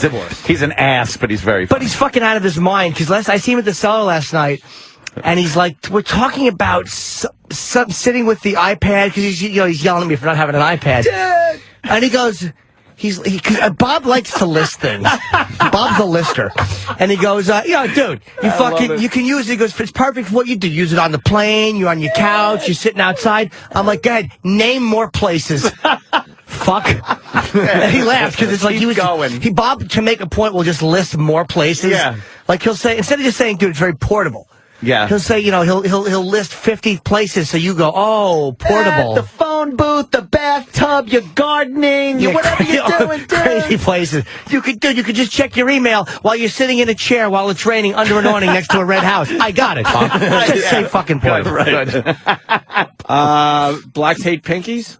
They really do. Oh, wow, pinkies. Right. Yeah, right that's in North Carolina. I didn't even Very realize good. that. That's the joke right there. Yes. All right, so 1981, they talk about reading newspapers on their fucking computer. Look at us in the future now. We can enjoy the future. It's so futuristic. Imagine, if you will, sitting down to your morning coffee, turning on your home computer to read the day's newspaper. Well, it's not as far-fetched as it may seem. No? In fact, both local San Francisco papers are investing a lot of money to try and get a service just like that started.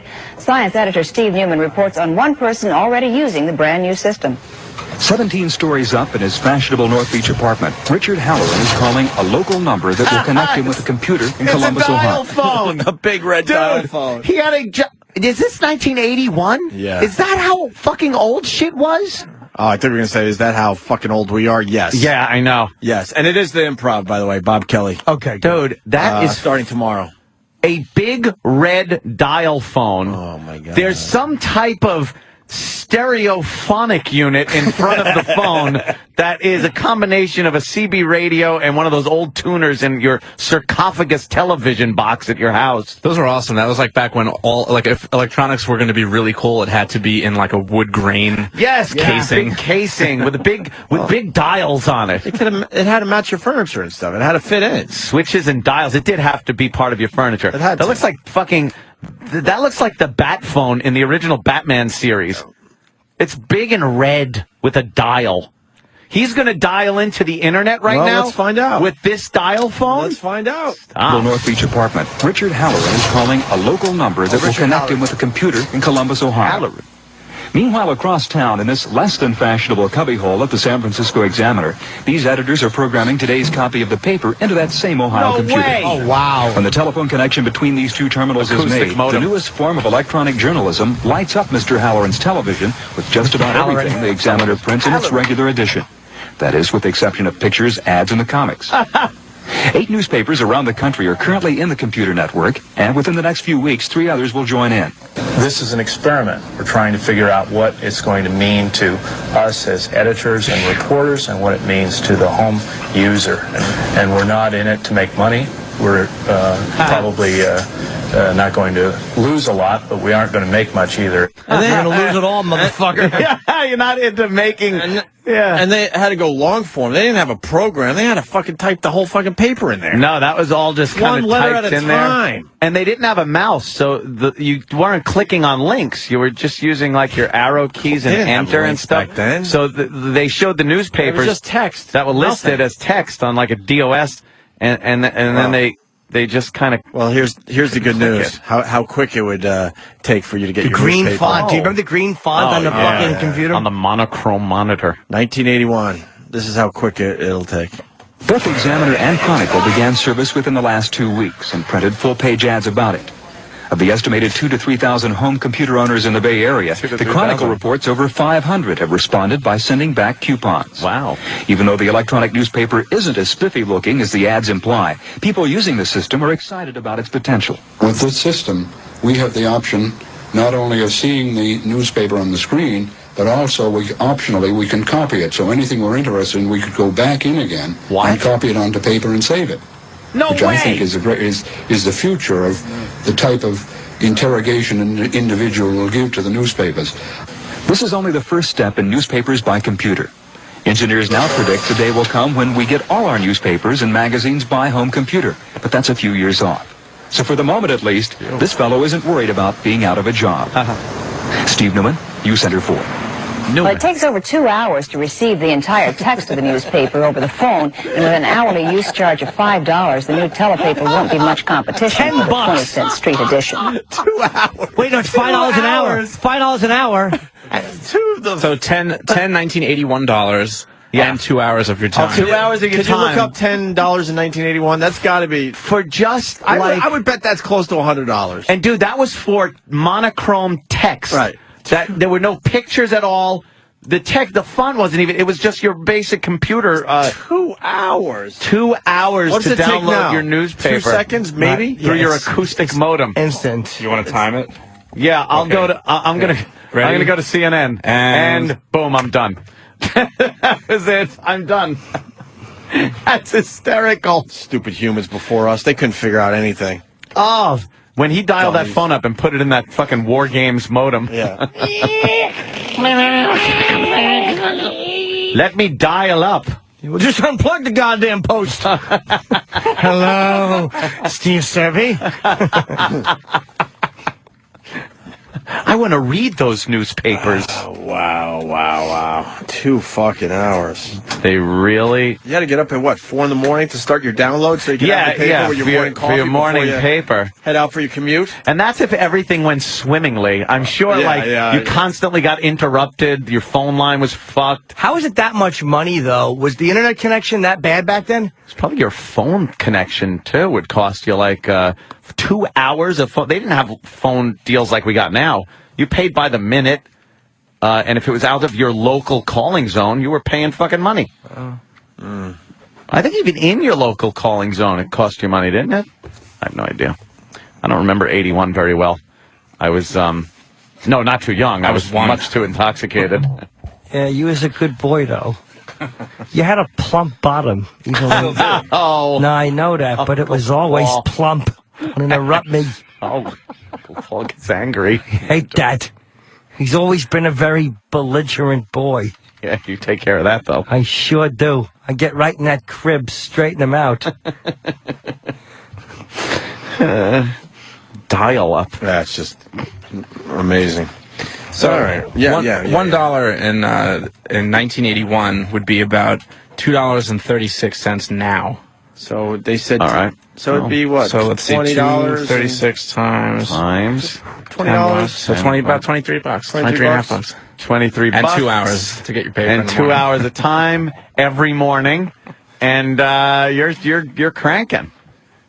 Obviously, we're not in this, to make money. Now it's all about ads and links to make fucking money. They don't make any money, though. I mean, they're losing money. The internet is losing money, sure. Drudge Report and Huffington Post, all these places you can just go get your news. You think we're going to have to pay for news on the internet?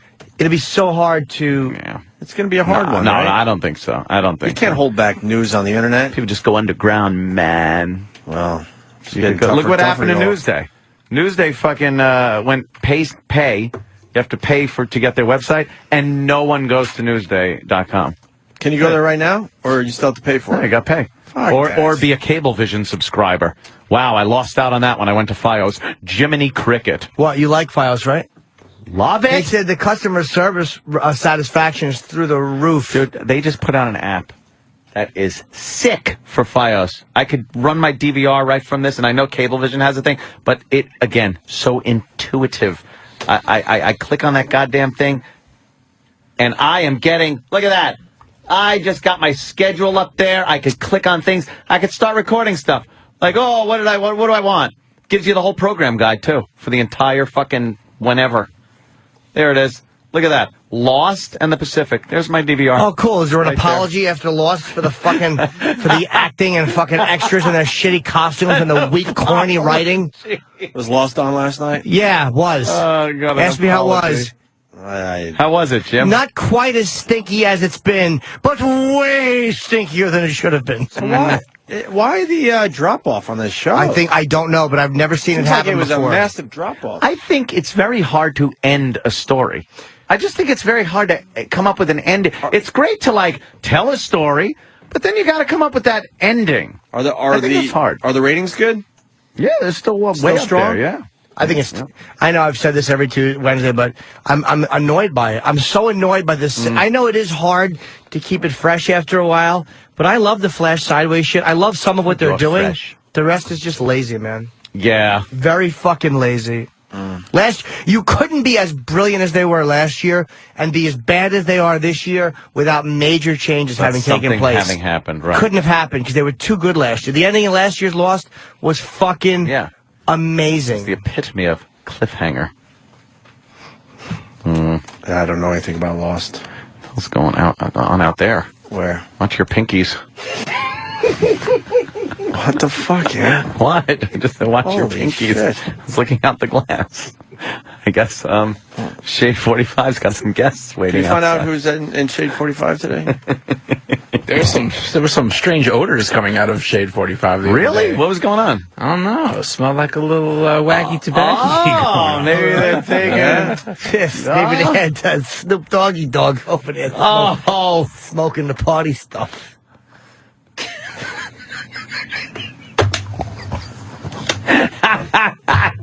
Chip is a dick. Yeah. You're on that. We got a report on a special needs prom.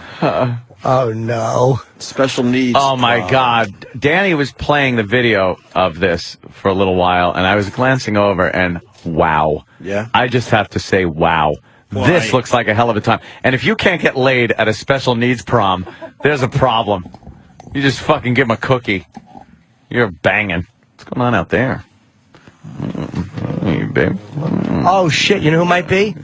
That's fucking Ray J and... Oh, they got some Ray J shit going on? No, Ray J is here today. Ray J's here today. And also... For the love of his Ray sister. J. Who's your sister, Brandy? I think Ray J and Brandy might be here. Look at it. Mars just had a moment. Get in here. Let's see what Mars got just did. shut down so What bad. happened, Are Ray Mars? J and Brandy here today? What happened there? What's going on? What's going on, yo? Give us the 911. I mean the 411. Studio Shade 45 has Waka Flocka. Okay. Oh shit! Are we immunized for that? When is Ray J and his sister here? I have no idea, but I'll go ahead and find out. Please do. Oh god. Waka Flocka's a rapper. I don't know. Hope so. I Yeah. have no idea. Didn't we lose a rap legend overnight? No, did we? Rogan was talking about it on his podcast. I said yesterday. no, did we? Checked out the Rogan podcast. It was, Ram on the rail. That's motherfucking Waka Flocka. it was very good. Who did we lose? Fuck, where is it? I don't know his name. Guru. Guru? Don't know who he is. Who's Guru? I guess he was one of the pioneers. He was in Gangstar. I think Gangstar. See, I don't know anything about this guy, but I guess I guess he was a big deal in the rap community. that was him. I'm sure Sam Roberts knows everything about him. We almost had a show without Sam in here. Why'd you do that? Well, we still can. Yeah. Yeah. All right. What else? Oh yeah, the special needs. Special needs prom. Now that's sweet. Here, prom season is the giving season. I can't say enough about these kids. The teenagers at St. Charles High will be dancing with the stars. The stars just happen to be teenagers with special needs. Stars are the special rotating needs around their prom, head like now in its idiots. 14th year.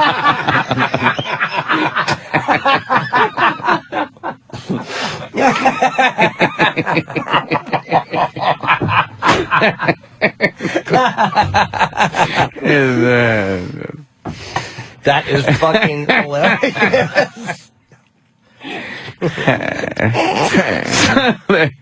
So they're having fun. All right. With special needs. The special needs prom, now in its 14th year, is put on by members of the high school's Renaissance Club.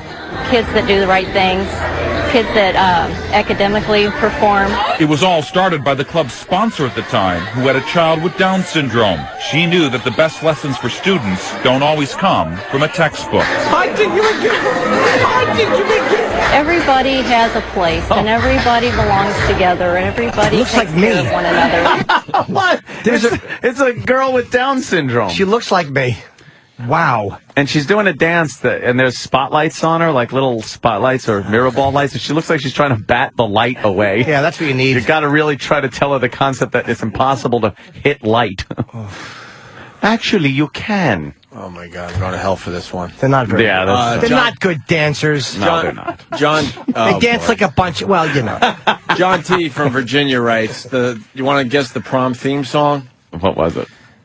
Lady Gaga's Just Dunce. Or Let's Dunce. Could be a bunch of dunce ones, right? Exactly, yeah. Well, what happened? Me and Travis are butting heads with the same joke. The obvious one is Let's Get Retarded from the Black Eyed Peas. Yeah, that's funny. They should have just blasted that. Oh, how in trouble would someone be if they blasted Black Eyed Peas? Let's get retarded. Ha! Let's get retarded. They're just dancing and have no clue. You know what, Danny? Play the video while Let's Get Retarded is going so we can get the full impact. Yeah. Because they're all dressed up like it's their prom. Because I guess it is. What school are they going to that it's their prom? I think it's the whole county thing. Oh, is it a county thing? So it's not even school, right? Stop. Oh, this inclusion thing is retarded. I mean, ridiculous. Oh. This is good when it was retarded. And not get it, like, started. Everybody, get into it. Get stoked. Get retarded. Oh, my God. You're gonna be okay. You're gonna be okay. Dude, this is classic. It's syncing up. You've got to get this video and put that to it.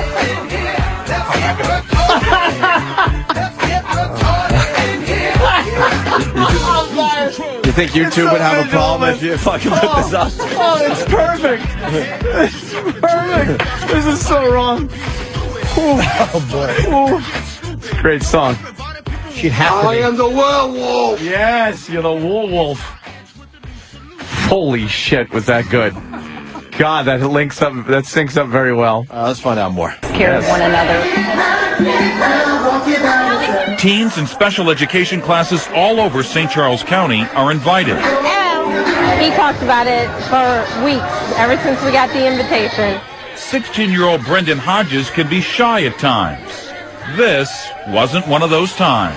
The kids here just take them under their wings, and they treat them just as an individual. And it doesn't matter that they have a disability. They treat them like with all their abilities. Brendan not only came with his dancing shoes, he came with a date.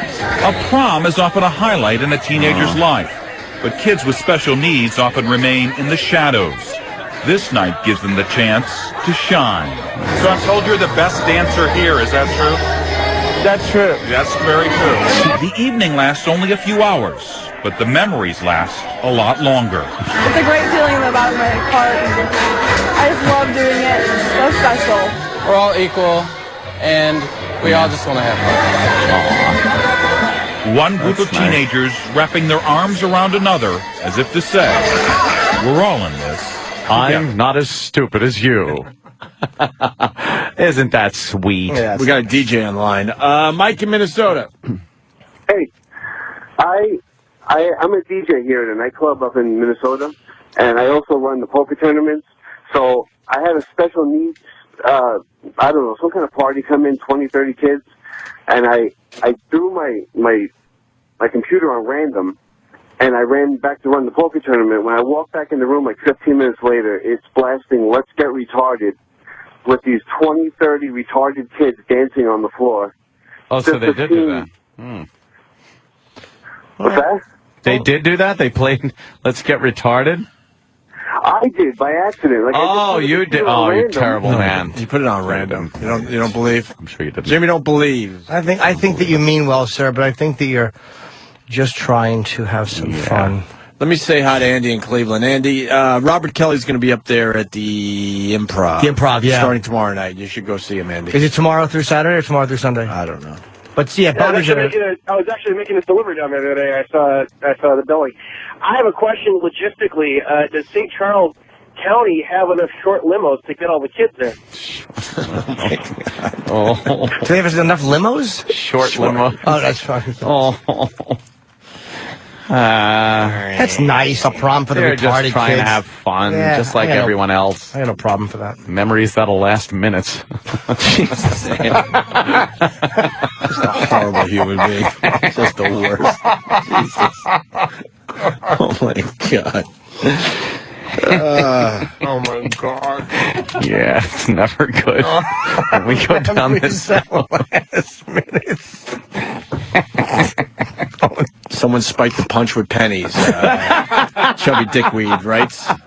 Did not know that.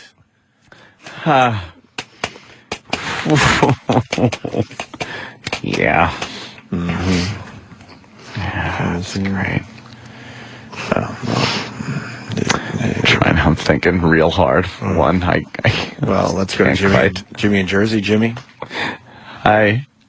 Jimmy? Yeah. Jersey? What? Hey, guys. Hey. Hey, you. How you doing? Hey, good. How are you, man? Good.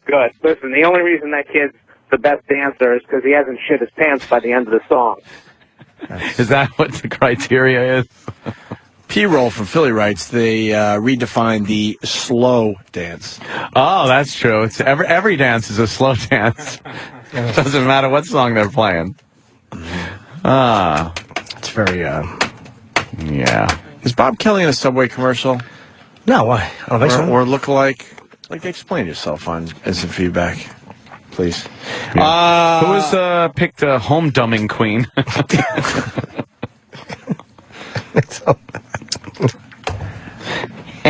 Max in Dallas. Max. Hey, guys. I was wondering if they had to redesign the prom king and queen's crown to fit over the big water head. Giant crowns. Two other crowns fucking taped together, opened up. It's a hubcap. Fucking. I don't even feel good about these jokes. I know, it's always bad.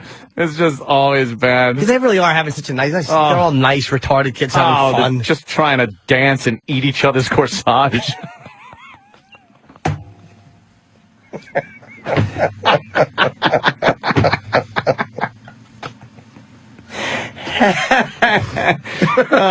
Jeez.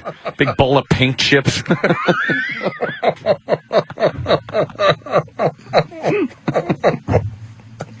Oh, no. It's just never good. That is really bad. I know. A bowl of paint chips with some ranch dressing next to them? Yes, of course. Damage has already been done. They're tasty. Over every electrical socket, there's a sign. It has a fork with like a circle and a line through it. You know, they do that. God bless them. Outside, there's just a bunch of those giant tricycles parked in the parking lot. You know, the ones only they drive. Big basket with a flower on it. Oh, God. Oh, yeah. Yeah. Excuse me, can I check your helmets?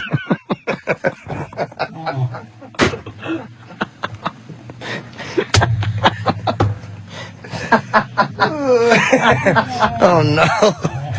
Oh, save the last dunce for me.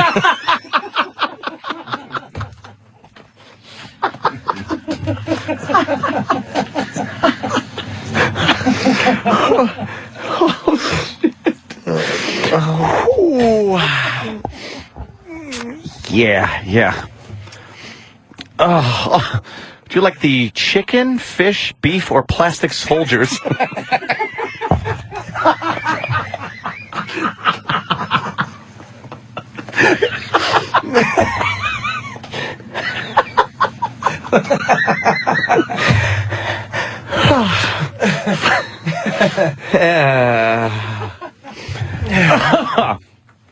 Yeah.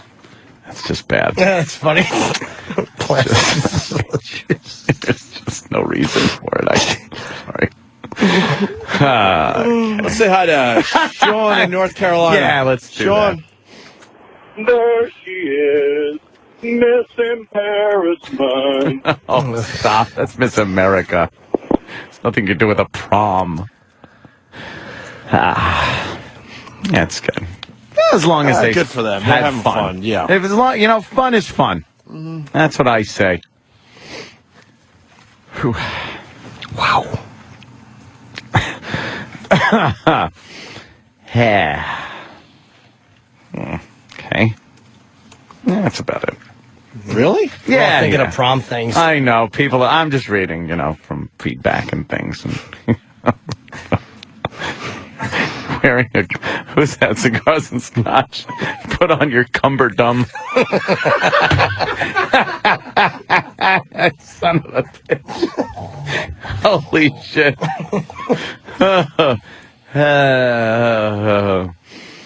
Whew. Tuxedo. Tuxedo.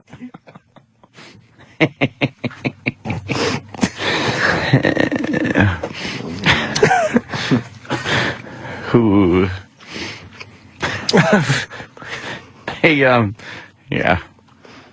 Yes, every picture was ruined. Okay. I see where you're going here. Again, as long as everybody's... Bob Levy texted me a funny line. It's the new show, Dancing with the Tards.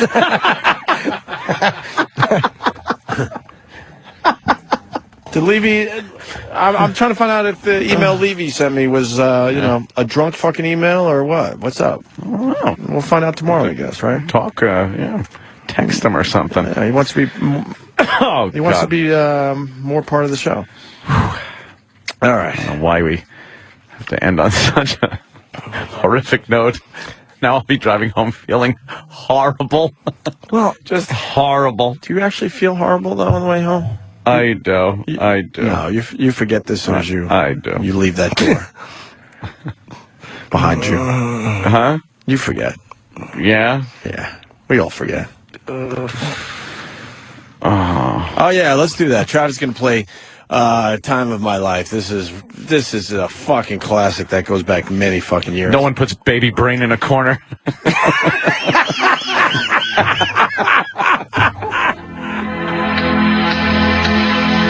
I had the time of my life. Now I never felt this way before. Yes, I swear it's the truth, and I owe it all to you. 'Cause I've had the time of my life. I always thought of you.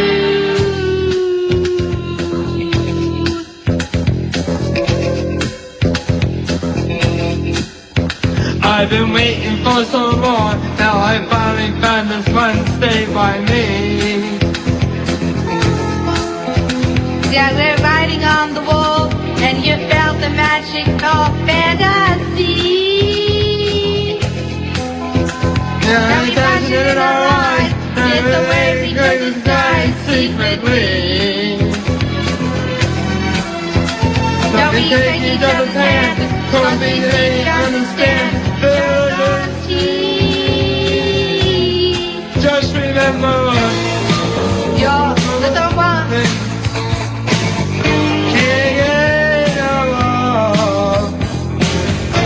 So I tell you something. This could be love because I've had the time of my life. And I never felt this way before. yes, I swear it's the truth that I hold to you.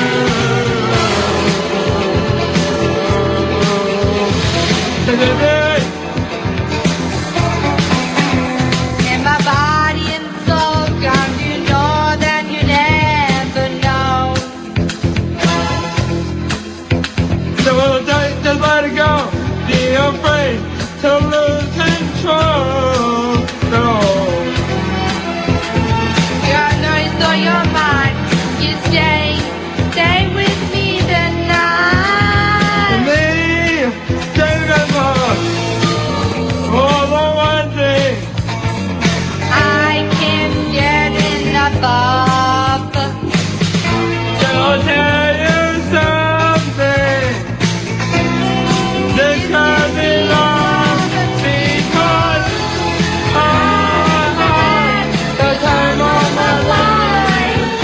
No, I never felt this way before. I swear it's the truth. I hope you alive. Had the time of my life. And I searched for the and God, and I found the truth. I only